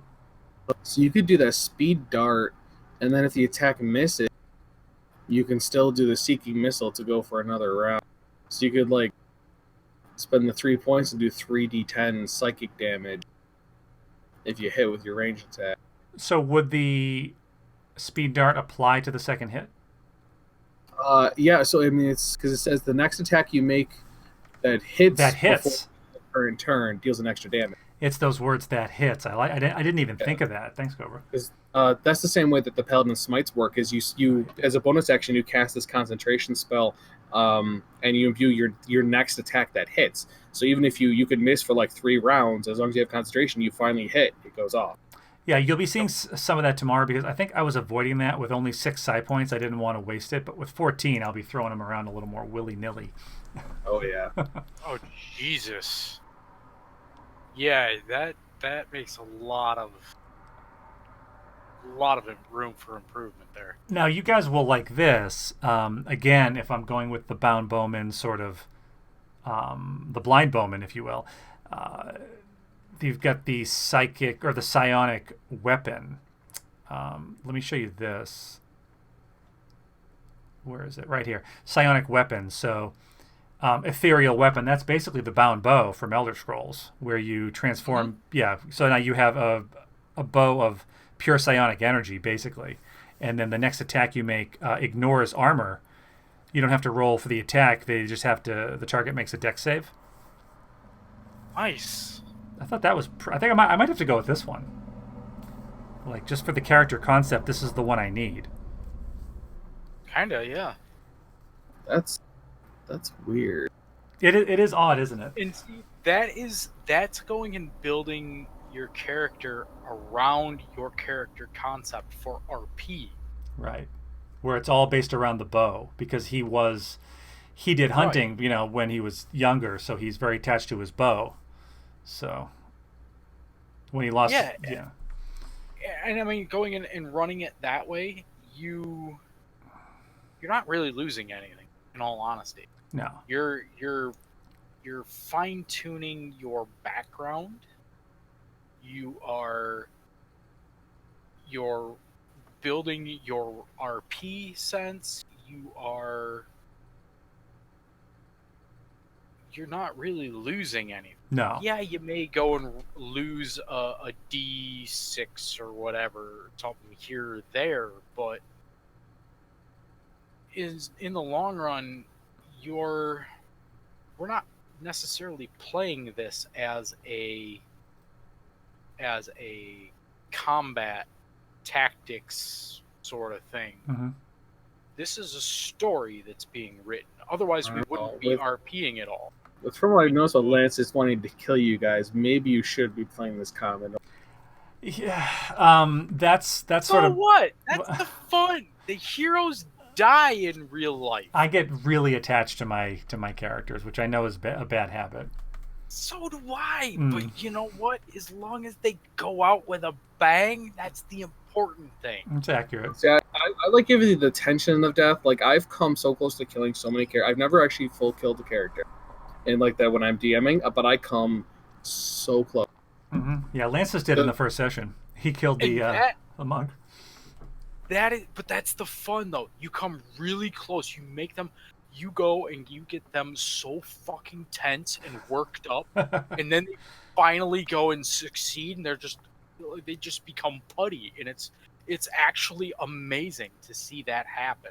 So at least for me, anyway. Right. So this is my dilemma, and I'd like your thoughts. I'd like both of your thoughts because it's like for character concept, the psionic weapon really makes the most sense. It fits into the character the most. But if I'm scared of Lanstus, right, I can pick up the psionic restoration, which is just healing. There's a couple healing options, but let me show you this one, which doesn't fit my character at all. But look at this. Okay, Mastery of Ice. This turns you into Elsa from Frozen. Okay, watch this. So you've got Ice Spike, which is your standard 1d8 per psi point. And it also halves the speed of the target, so they're kind of partially frozen. But look at this. Ice Sheet. Right. As an action, you choose a point on the ground within 60 feet. The ground in a 20-foot radius becomes covered in ice for 10 minutes. It's difficult terrain, and creatures, if they move more than 10 feet in a turn, must succeed on a dex throw or fall prone. If the surface is sloped, they slide to the bottom of the slope. That could be really funny if it was like a bunch of bugbears on a hill or something. That would be pretty good. But yeah. I want to say that sonic weapon, it could fit it fits with your character. But if you look at it, 2 of the abilities that you get from that are pretty much it's the same abilities that you have on your current discipline. Well, that's kind of what was giving me pause on it. You're right. I can't use both. You know what I mean? Yeah, because a lot of them take bonus actions, so it's not you can double them up or anything like that. Yeah. And 2 of the abilities are literally exactly the same. The ones that just boost bonus damage, and then the one they don't you don't make an attack, but they still have a dex save, and the other one you get to re-roll your attack. Right. So it's half dozen of one. Right. Whatever. Yeah. Do I want to do that though to kind of hold the character back so he's not so OP? That's kind of what I'm thinking. Do I want to actually hamper myself so that it's more realistic? I almost think that might be intelligent, because if Lanstus goes and if you go and you just fucking wipe out an entire room of enemies, what does a DM go and do? Oh shit. All right, I completely underestimated these guys. They're ready for more. And then he goes overboard the next time, and you all get wiped off the face of the map. So look at this. You almost want to balance everything nicely and keep a low profile. Nice. Stay under Lance's radar. Yeah. Almost, yeah. I mean, don't get me wrong. I adore a story where the hero gets wiped off the face of the map. Well, sure. But it's like you said, you get attached to your characters. You don't want to see them go away. Personally, I don't want to see Vorm die ever. But at the same point in time, I also want a good challenge. So if I die, I die. So be it. Well, will I be happy with it? No. That's what Cobra was saying, is that it's that tension that it could happen that really keeps it interesting. If we're like that tension. Yeah, if we're walking into a room and just one-shotting 6, orcs, it's not really fun, Right. Yeah. Exactly. I just want to point out this, because this is what really attracted me to the Elsa discipline. Frozen Sanctuary. So for 3 psi points, you get 20 temp hit points. Right now, that's damn. Yeah, that's a.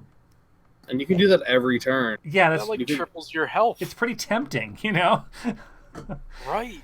And then at a higher level, it has these 2 ridiculous ones, Frozen Rain and Ice Barrier.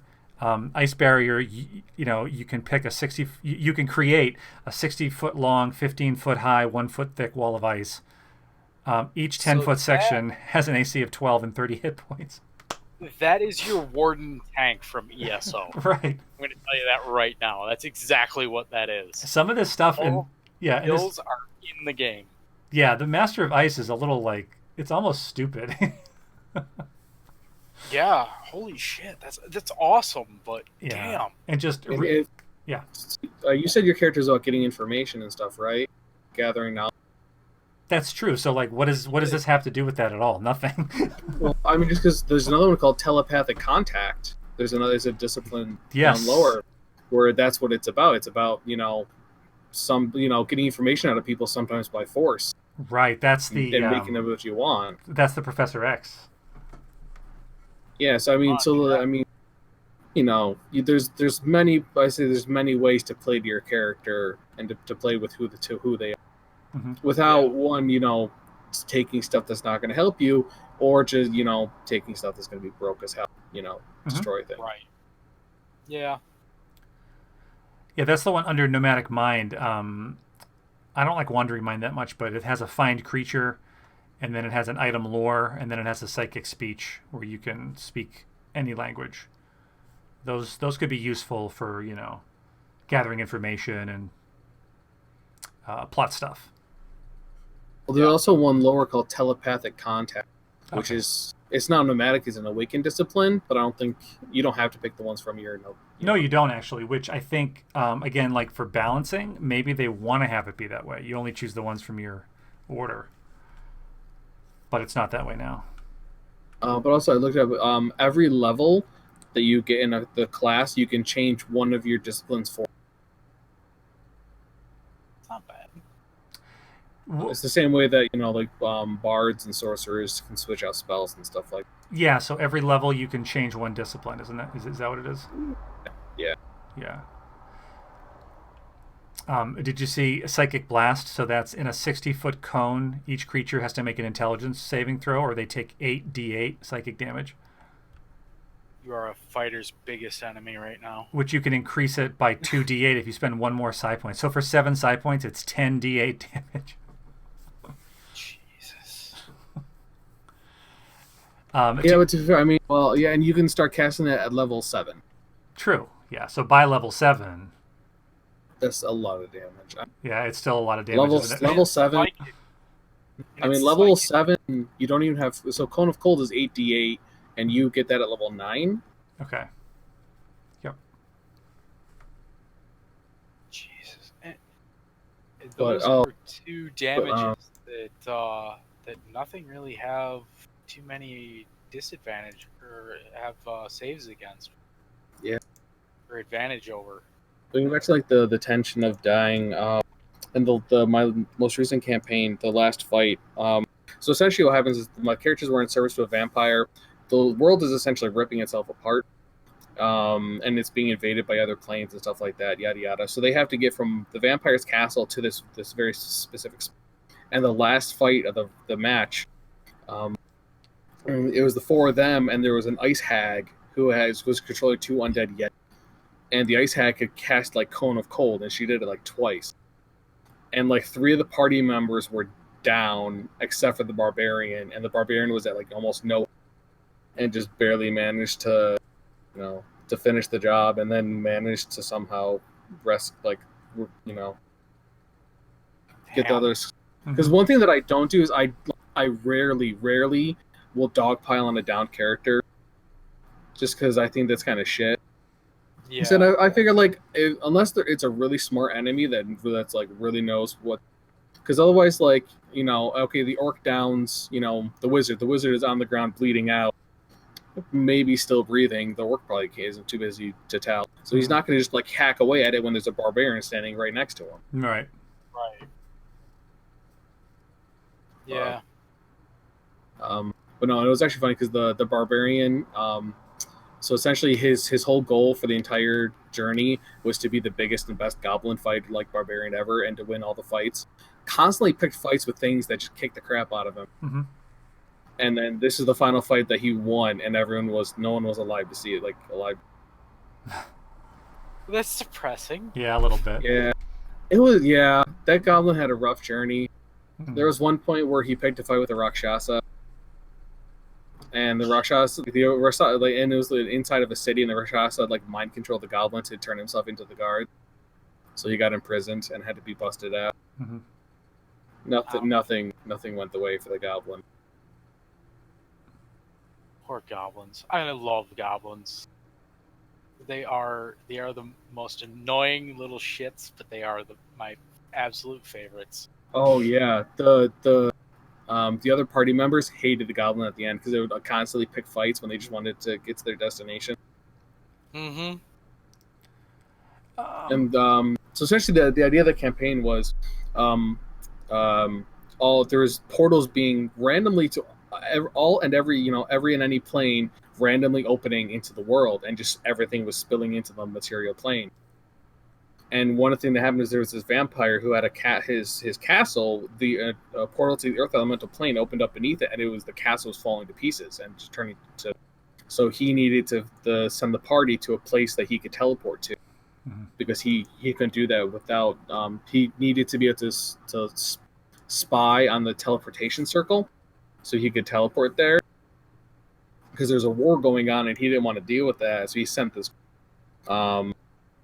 So there's constantly stuff like pouring in, like from I would literally just roll on a table about what the plane was and what was coming out. That's actually kind of cool. I Yeah, like and that. it was happening because there was two empires that were at war. One of which was incredibly technologically advanced; they had guns and cannons and things, and the other one was overcompensating with magic. And what they were doing is they were opening portals to other realms and siphoning magic directly from the elemental planes and stuff like that to use as like siege magic. And they just did it too much that the fabric started to tear apart, and just there was portals opening everywhere Wow, at that's That's wild. awesome. Yeah. I love it. And then what happens later, like to fix that? Not that the players were involved in this; they just had their set goal. Was that the portals opened up to the gear world of Mechanus, and then using that, they managed to build like enclosures for all the portals that were around the world and stabilize everything, which took quite a few years. But Oh, that's where the Modrons Right. are from, right? I think so, yeah. Yeah. Um, Yes, it is. Mm-hmm. and so like this is like my homebrew entire world, Oh, and okay. everything's built up into eras. And at like that cataclysmic event and then the sealing of the portals led into a new world of where their magic was mixed with machinery, and it's a full magitech world. Oh, So if we ever play there, they could have cybernetic implants, and there's like hover like vehicles and stuff like that. And that's where I would let my friend play a mystic, because they're you know I figured like you could have like some kind of like cybernetic implant that would let you do these mystic things. yeah, like a techno mage. Yeah, exactly. I like it. And you know what else I like, Cobra? I think telepathic contact is what we're going with. That was part of the point of the stream, was to choose a discipline and kind of just talk about the mystic class a little bit. But I really like this. And if you look at what is it, Broken Will, 5 side points. I can't cast it now, but as an action, you target one creature. Intelligence save, failed save. You choose the target's movement and action on its next turn. It's pretty good. Go walk off the cliff. Wow, and that doesn't have the user like the caveats that Charm does, which makes it so they can't harm themselves. So you can be like, "Hey, guess what? Jump off." Right. And then psychic domination is like, I guess, the last one here, and it's very similar. But except it's for concentration, so it lasts as long as you have your concentration up. It just keeps repeating the saving throw, but you can continue to dictate what it does and says. It's pretty good. Yeah. It's got a lot of flavor. Understatement. Yeah. Yeah, so I think this is the Professor X one. So I think this might be the way to go, unless we want to do more crowd control. Vorm, it sounds like Yeah. between think you and so. between you and the Bard, we have Well- enough healing. Is that right? I would think that mine is going to be essentially a minor crowd control, minor healing Okay, sort of thing. sure. Um, so it's yeah. I think that we've got it like one or two characters that multitask for each role Sure. almost. Because I don't get another discipline until level 5, so that's why I'm mulling it over Right. so much. Right. So I think that based on the way that we're going, um, we've got essentially one ranged person, which is you. Mm. I don't know what the Bard's game plan is, but Mhm. I'm hoping that he kind of sees between the bars there and goes and sees that, okay, a ranged would probably be really smart.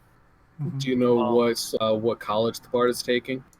I do not know. Let me I ask haven't him. figured that out.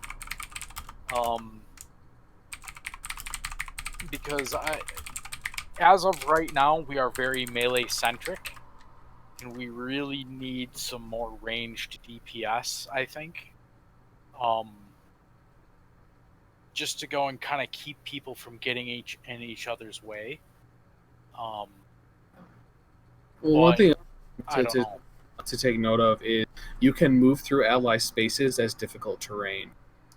Correct. Correct. Yeah, so I don't know what his bard type is, but the only bard that I played was College of Lore, which is stays in the back, and I think he used a crossbow or something Okay. like that. Right. So But yeah, it all oh no, really kind of depends. he had a Castlevania style cross whip that had like a 15-foot range. Ooh, I like that. Oh, nice. Yeah, I like that.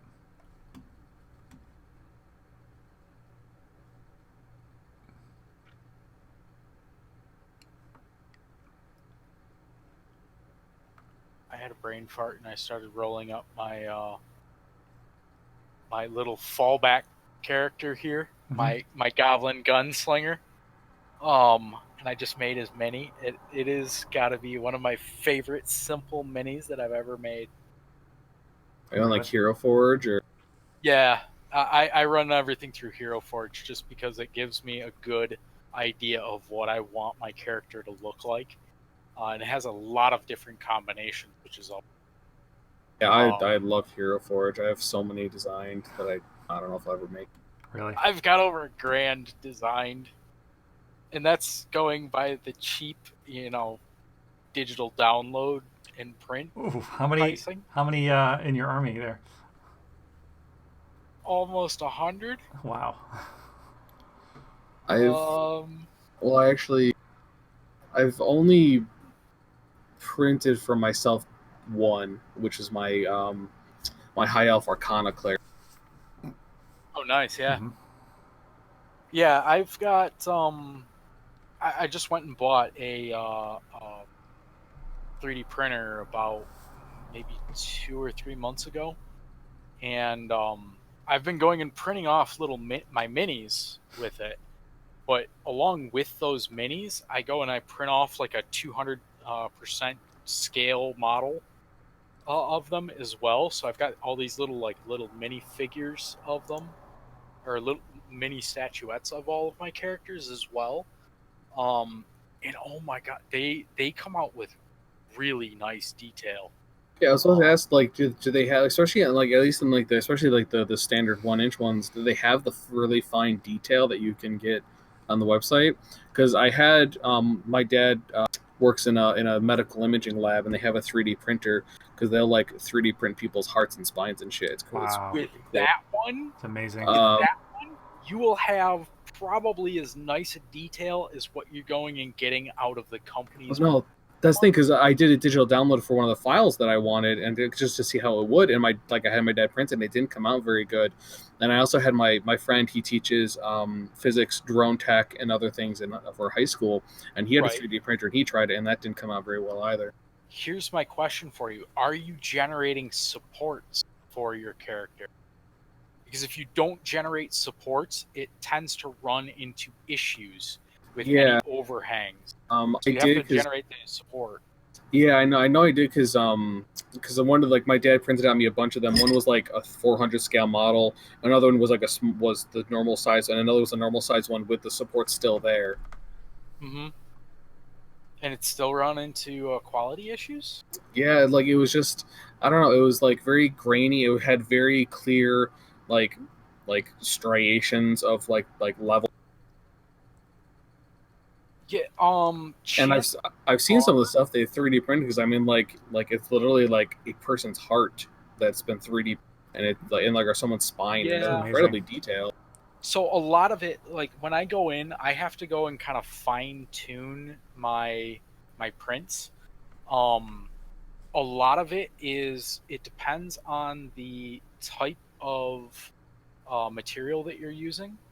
It depends on the diameter of the material that you're using.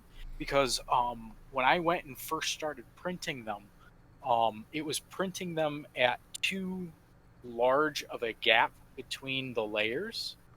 So I minimized that, and then I went and corrected the diameter of the thread, or not the thread, but the filament that I'm using. And once I got that going and I figured all that out, now I can go and print them out with some actually pretty decent quality. Give me a second here. Let me see if I can Hmm. get a halfway decent picture here for you. That could Um, be it because I mean I'm sure my dad didn't go through and mess with all that. I He's doubt probably he like Hey, can you probably just 3D print this for me? Sure, give it to me. That's awesome. Yeah. See, so what I go and do is when I go and purchase them, I actually have it's like Altic Cure or something. Give me a second here and I'll pull up the programming.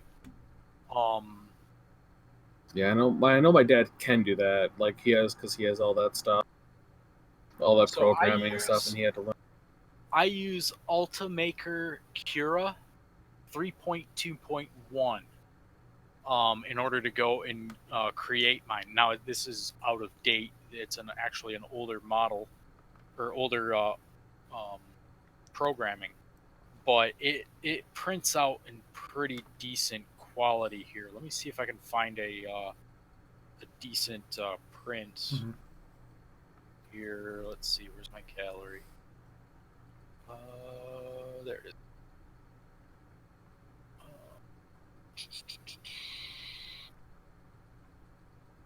Nope, that's one of the bigger ones. It's a bigger one. Fuck, where's my little ones? Hey, Volman, could you show me a character sheet for this character? Sure. Oh shit, maybe I don't have one of the little guys.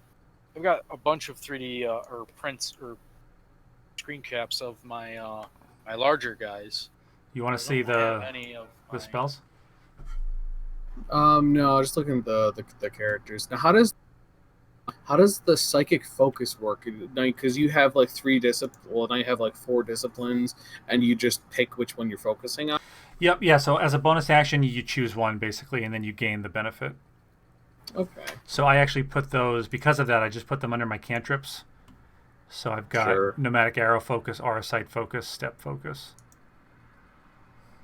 Okay, so you have nomadic arrow, nomadic step, and aura sight, and now you're getting the telepathic I one. believe so. Which the reason for that is, let's make sure I'm doing this right. So yeah, so that's 2 disciplines known, and when you choose an order, you get 2 bonus disciplines from that order. So I'll know four total.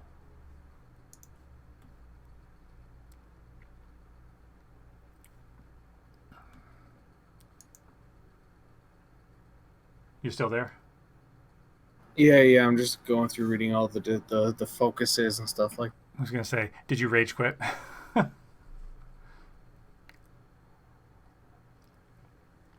let's see if I can get this to show up nice.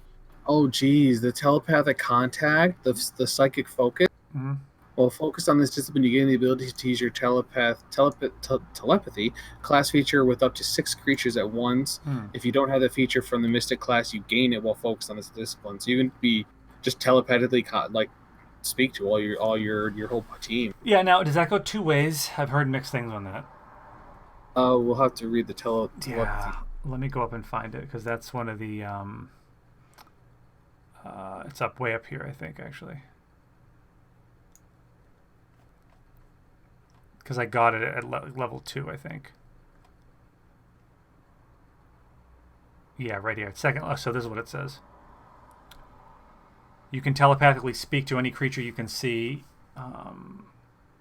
I think that's a little vague. I think that's gonna be a DM because Yeah. I mean, a communication and like it does, because it doesn't specify conversation, it doesn't specify. So Right. Now, I thought it worked the same way as message. Let me look and see what message says. I know message specifies that they can respond. Same with send. Okay. Yeah, send. Yeah, but this actually says and can reply, so whereas this does not specify a reply. That's a good question to ask the DM.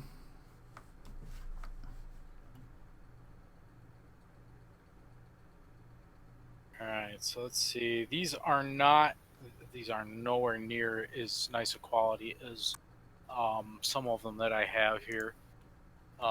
Mainly because I need to clean them up a little bit here. But here are, let's see, posted on the right fucking channel here. That would be helpful too.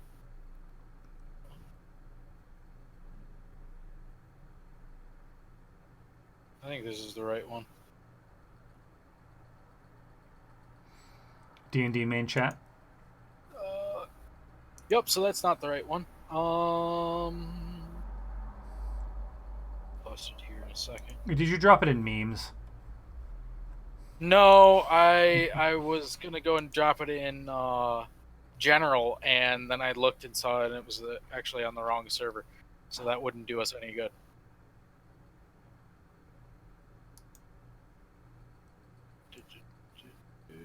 Yeah, it's Gamers Paradise. And I told Insomnia we were thinking of a new name. I told him I didn't know about Gamers Paradise. I said to me it sounded a little generic, but he's really passionate. Yeah, he's very passionate about that brand. So I said okay. I don't know. It just reminds me of the local strip club around here called Paradise Found. Sure. I wanted a much more unique name. I had a couple suggestions. I forget what they were. Like Redstone Lounge or something like that. I forget why. I had a couple of good ones. Oh. Okay, here we go. Those are nowhere near as nice of a quality, but let's see if I can actually get one that's not, fucking horribly fuzzy. I can tell that one's a wizard and one's a paladin. Actually, one's a druid and one's my paladin. Oh, okay, my bad. Close enough, but Looked like a wizard at first glance. Yeah, he's actually wielding. That's my That's one of my my gnome version with the what's it called? The javelin of returning. Mm-hmm. Well, have you guys heard of the Skinny Minis? They just launched a Kickstarter. I have not. Oh, I've heard of them. More than happy to look into it, though. They look fucking sick, man. So they're essentially like these like thick plastic art minis, so they're only 2D or whatever. But they're super high quality, and compared to actual minis, they're cheap as. Yes, I've seen them in Wow. What's it called? My Miniature Factory or something like that. I've seen them on there a couple of times. Mm-hmm. This is great for a DM on a budget. Yeah, really it is. I'm thinking about I'm gonna pick some up for sure. Mm-hmm. I picked up my my 3D printer here. I picked it up for about $200 on Amazon, and that's the with Amazon Prime, of course. But that's the printer was about $180, and then about $20 for the spool of filament that I have, which is a freaking monstrous spool here. And I picked it all up for about $200, and then for Hero Forge and My Mini Factory, you can go and pick up minis more often than not for anywhere from free to about $10, give or take, and you can print them to your heart's desire. They also sell dungeon terrain if you have your own maps. And yes. Did you see that they can be mounted and you can add wings and they're like modular? That's pretty cool. Oh, really? Nice. Yeah, there's some mounts that you can put like wings on and stuff like that. Cobra, maybe we can talk to these folks. Maybe they'll sponsor the stream on Fridays. I'm just throwing it out there. That would be fun. Man, absolutely. I think they'd only do it if like Lancis would like use them and we had a camera pointed at the map with them on it. You know what I mean? Yeah, and I think you had a whole like up to 11 viewers. I did hit 11. Probably about 5 of them were bots. Yeah, Yeah, one was me. The other 5 were people in the party, and you. Then one actual person watching. Yeah, that's cool. That's cool. Hey. Well, it's doesn't funny. Matter about the number. This stream is titled, I think, "Talking About the Mystic Class," which I don't know that would generate a lot of a groundswell anyway, except for like diehard D&D people. But I did hit 5 at one point. Oh, hey, that's better than what my streams usually don't hit. So. Yeah, man. Like, when I was streaming, I was lucky to hit 1 when it was one of my friends throwed up. Mm-hmm. Right. Yeah, but when you totally missed me, I was streaming massive. I just added you to my auto host list. I apologize you weren't on there. Not that it's going to help you, but just out of Yeah, I haven't streamed in like probably 2 years or whatever, okay, but yeah, just out of maybe a year and a curiosity. half. So, Yeah. when did you stream Mass Effect? It was the first thing I streamed, so Oh, those okay, probably 3 years ago or whatever. I sure. streamed 2 and 3. Hmm. That's awesome. Yeah, one of these days maybe I'll stream more You if should. I ever stream again, Well, not until you backseat me. of course. At least until we get through like the main quest. Like I need to earn the mantle of Nerevarine for myself. No, like that's the great thing about Morrowind is like you'll like be on the main quest and just you'll come across 20 things and do them like instead. Hmm. And I don't know what I love about Morrowind is the quests like actually feel impactful, like especially Sure. when you're talking about like the Mages Guild and like the Fighters Guild. Like there seems to be like major consequences to what's going on, and it doesn't feel like you're just some schmuck that rolls up and is immediately the Archmage or whatever. And Right. there's actually like limits on it because you can't actually progress in the guild until you have like levels, like actual skill level in the magics and stuff like that. Hmm. Yeah, that was one of the problems I had with the Mages Guild in Skyrim. It just seemed too short. You were the Archmage in like 2 days. Yeah, and none of it seemed to really matter. Like, I mean, spoiler alert: the Fighters Guild tomorrow went through is like the whole thing is like there's massive corruption and stuff like that. Hmm. You know, it actually feels important. Right.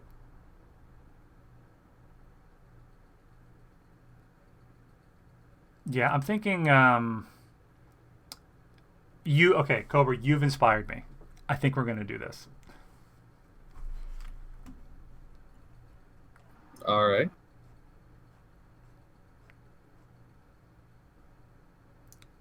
Alright, so there's a couple of others. Those are the larger formats prints that I've been going and doing. Oh, what do you got? Let's check it out. Um, so there's one there that's my paladin from, or not my paladin, but one of my paladins from another game, my Saturday night game usually, is included in there. And then I've got my necromancer and my halfling bard there as well.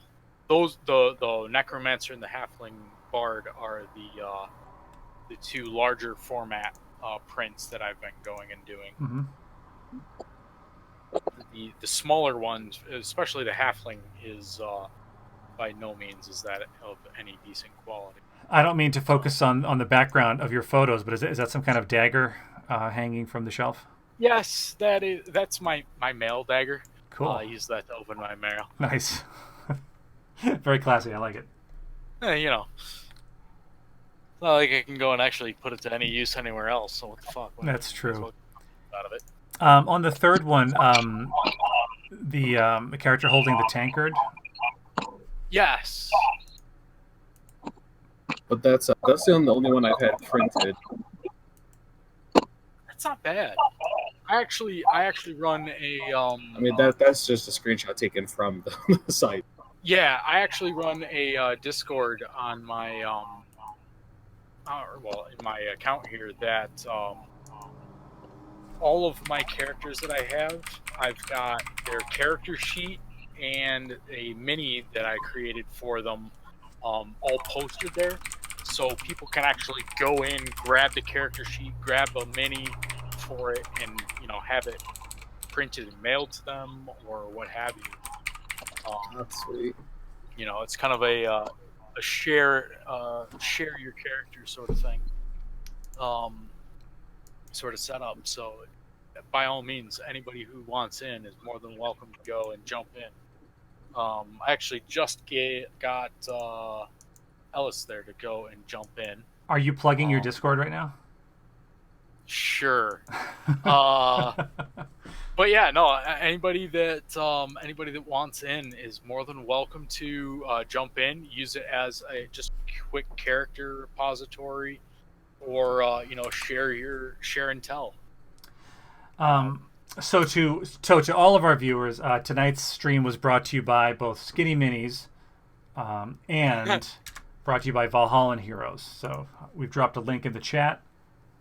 Please come and enjoy the repository for tabletop RPG pre-made character sheets and minis.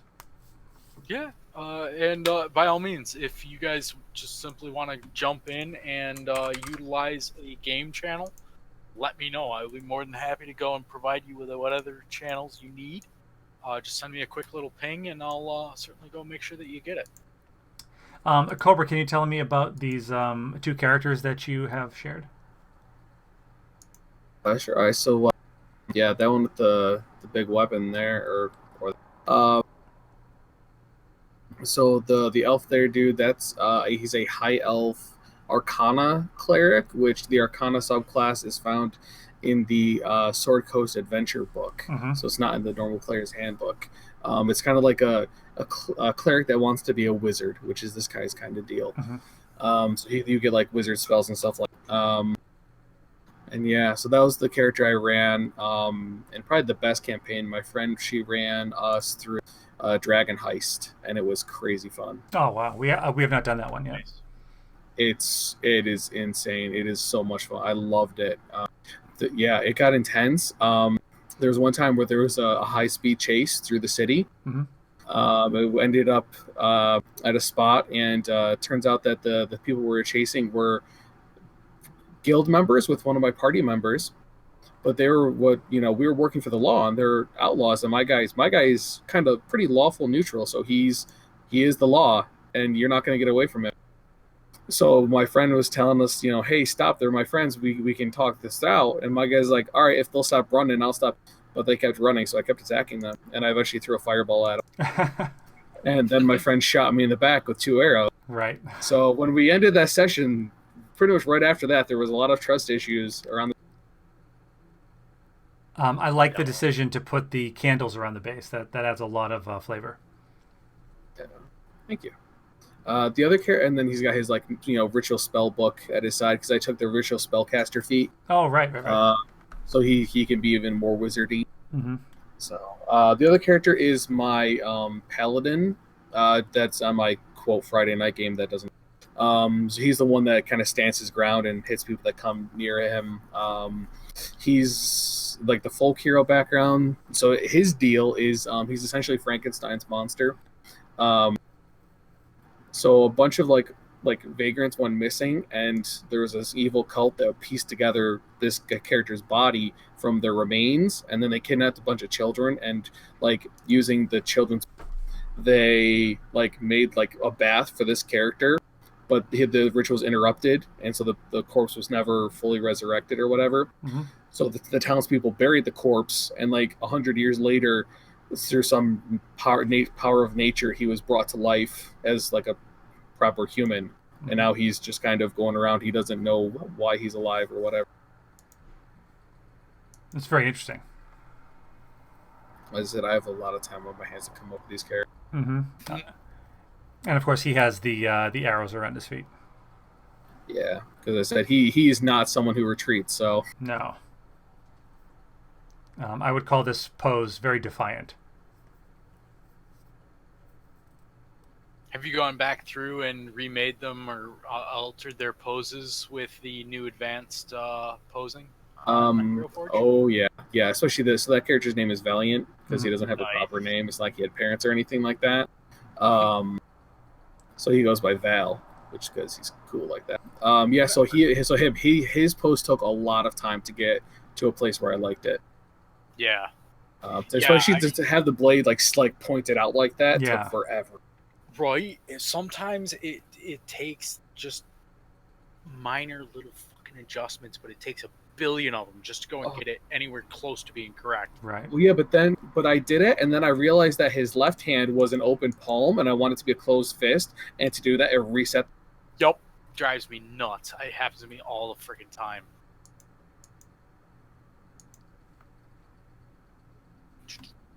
I'm actually going and tossing up my my little gunslinger goblin that I just made here right now on my Discord there. Vorm, again, I think I missed it. What was the story behind the character holding the tankard? So he is one for my Saturday night game. Mm-hmm. He's a homebrew game, of course, but he is tied up in prison. He is a bard who is just a bit of a jackass. He insults people and does a lot of mind fuckery. So he's got a lot of psychic skills, and um, I think it's been a while since I've actually gotten a chance to look at that character sheet, but I believe he goes and runs around with a sword. It's just a regular sword, but he talks it up into like this big masterwork magical sword that looks like a piece of shit, just so that nobody goes and buys it. Mm-hmm. And depending on the roles, they believe him or they don't. Um, but yeah, he's actually a tavern owner Mm-hmm. that kind of got into a fight with the guards as they were coming in to go and arrest one of his Oh patrons. boy. And so he got arrested and thrown into prison, and now he is meeting up with a see, we've got a paladin. See, I think it's a not a giant. Goliath paladin, a Tabaxi rogue, and I think it's a death cleric lich. Mm-hmm. That he's trying to go and escape prison with. To go out and wreak mayhem across the countryside. So it'll be a rather interesting game. I don't think I've actually gotten a chance to start him yet, Mm-hmm. because we've been on hiatus. I play with a bunch of farmers, so it being the time of year that it is, Mm-hmm. everyone's a little busy. So, It's understandable. so yeah, we're waiting for the weather to turn to shit again, so we can actually pick it back up and keep going. Mm-hmm. And going from there, but we'll see what the hell goes and happens. Did you know that our barbarian Cake is a farmer? Really? Yeah, he can tell you about it. From upstate New York? No, from California. Oh, really? Yeah, he runs an egg ranch. Oh, Well, not himself personally. I think it's his family, but yeah. well, either way, Yeah. either way. Yeah. So yeah, so Well, we have in the past not seen him for months at a time because he's just very busy. well, yeah, yeah. Farms are certainly not, Mm-hmm. that just happen. And he actually went. Unfortunately. No, yeah, he went on this long kind of hiatus. He was I don't know if it was volunteering or if it was a paid job, but he was going with like a traveling fair, like a state fair kind of thing. Yeah, he was talking about that the other night after Yeah, it our was game, really interesting. and yeah, it's quite simply interesting. You're right, interesting. With what he was able to go and do, and so on and so forth. Right. Um, I grew up in kind of a farming town and whatnot. Not to go and knock on people, but we are quite commonly referred to as having more cows than humans. Yep. Um, and so I've kind of stepped away from the whole situation there, but I still live here. I just now live closer to town, so I'm not out in farm country Mhm. anymore. And I became a fucking computer nerd, so yay. So we will reconvene tomorrow around 9 Eastern. Cobra, will we possibly see you tomorrow night? Shit. I mean, I don't really do anything with my life, so outside of work, Right. working Saturday night games, others, game night. Other than that. Yeah. So I'll try and hang out, and I'll try not to rules lawyer too much. But if you have any questions and just questions about how things work, I can probably answer.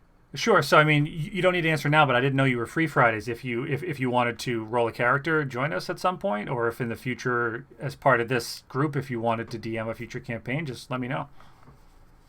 Um. Roll a ranged character, please. For God's sake, roll a ranged Okay. character. Well, let me look at my folder or my Google Docs spreadsheet of design. Exactly. Just All right, yeah, that works. about how many do you have in there? All right. Well, let's see. There's a halfling nobleman barbarian because it's funny. Yeah, it is. There is a water ganassi barbarian. There's my high elf cleric. Mm-hmm. I have a deep gnome cleric of light who is obsessed with like bringing light to people. Okay. He's kind of crazy. Blinding them, yeah. Yeah, essentially, but he's just like obsessed with the light and the light god, and even though he's from deep terrain, he's just been touched by the light and wants to share it with. You should write these down and number them, and then roll a d whatever, and it'll tell you which one. Let's see. I need There's four more before I can roll a D100 and have a character. I have. You could do that too. Let's see. The super old forest gnome hermit druid, who's like smart, but he's super frail, so he just turns into beasts to mix it. Mm-hmm. The human fighter battle master, so he uses a heavy crossbow from range, and he's a battle master, so he has like trip attacks and disarm attacks, but are really far away. Nice. Wow. Oh, there's my Simic hybrid monk, my former pirate turned monk. Then there's my super evil monk who you guys don't want. Oh, we might. I don't know. No, he would literally probably eat one of you. Okay. Yeah, he's insane. That was for an evil campaign. I'm like, all right, if you want evil, I'll go evil. I'm in. Yeah, if you're gonna go all the way. Let's see. There's the paladin valiant who I talked about. There's a paladin tiefling, who's a former mercenary. Okay. There's a Goliath ranger. Oh, I like this character. So he's a human. He's the charlatan background, and he's an arcane trickster rogue. Oh. So the idea is he only has one hand because he pissed someone off and they cut off his left hand. So what he does is he has mage hand. He constantly keeps mage hand up with a glove, and it acts as his other hand.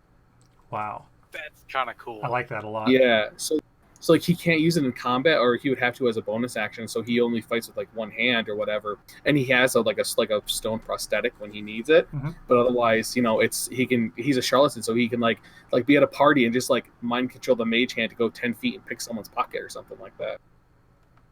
That's kind and of cool. Just tons of different uses, and he just like controls that with his with his mind to pretend like he has two hands. Mm-hmm. There's a draconic. Cobra, that's a lot better than what Lance's had his character do with Mage Hand. I heard something about I kind of heard about that. Yeah. And Thaumaturgy.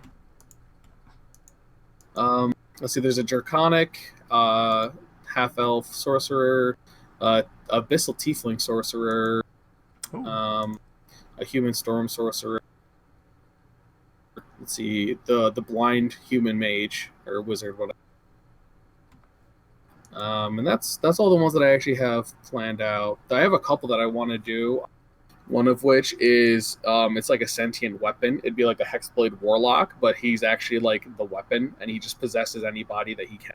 Mm-hmm. So like if like something happens to if he's gonna die or like the party needs to run, he'll like throw his sword to someone and then just like causes like take as much aggro as he can, Mm-hmm. and then just if they give the sword to someone else, he'll just possess that body. Oh wow. That's an idea, and I also have another one, a character idea. Does anyone watch Critical Role? Yeah. All right, so Matt Mercer's his Lingering Soul class. So it's essentially like a dead character, but you play as their soul, their spirit. So it'd kind of be like work. I'd have to like have my idea is to be like another player character's brother or something like that, Mm-hmm. who like my character died, and then now I'm controlling their soul, but I'm like possessing an item that they're wearing, and I help them out in combat. But like the I'd want to do it in Seeker so the other party members don't know what I am, like until like I would just be whispering something. I would just be like I was like sit next to my friend or whatever, and I would just whisper something to her, and like that's my character telling her what I'm thinking of the situation. Mm-hmm. But they like the other characters would never see me, never have an idea what's going on until I like come out and actually like show myself to do something. That's kind of cool. Yeah, so I really want to do that one because that'd be so. Yeah, there's a I lot. like that. Yeah, there's a lot of possibilities there. Yeah, I mean, yeah, I probably won't roll into. You're already kind of into the mine, so maybe the campaign after that. If you got a spot I could roll in, or Absolutely. I am not familiar with Roll20. I played it like for one session, like 3 or 4 years ago. Mm-hmm. So I'd be a little hesitant to DM there, but if I got used to it, maybe I could run you guys through a campaign or something. Sure. So I know I talked to Lances today, and he said, it's up in the air, but he thinks we can finish Lost Mines in the next like 2 or 3 weeks if we zip along a little bit, and then he wants to jump into Curse of Strahd. So that would be the next campaign, I think, on the docket. I don't know if that interests you. Yeah, that'd be wild because I don't think that's one that many of my friends have planned to run. I think I'm going to be running my friends for Mountain of the Mad Mage, and then one of my friends she's going to run us, I think, through Descent into Avernus. Oh wow! Nice. Great. I really want to go and look into that one. That one looks a lot of fun. Yeah, I want to get that book just for the rules it introduces, like the vehicles and stuff. Mm-hmm. And like the things to use souls for. That's going to be. Mm-hmm. Yeah.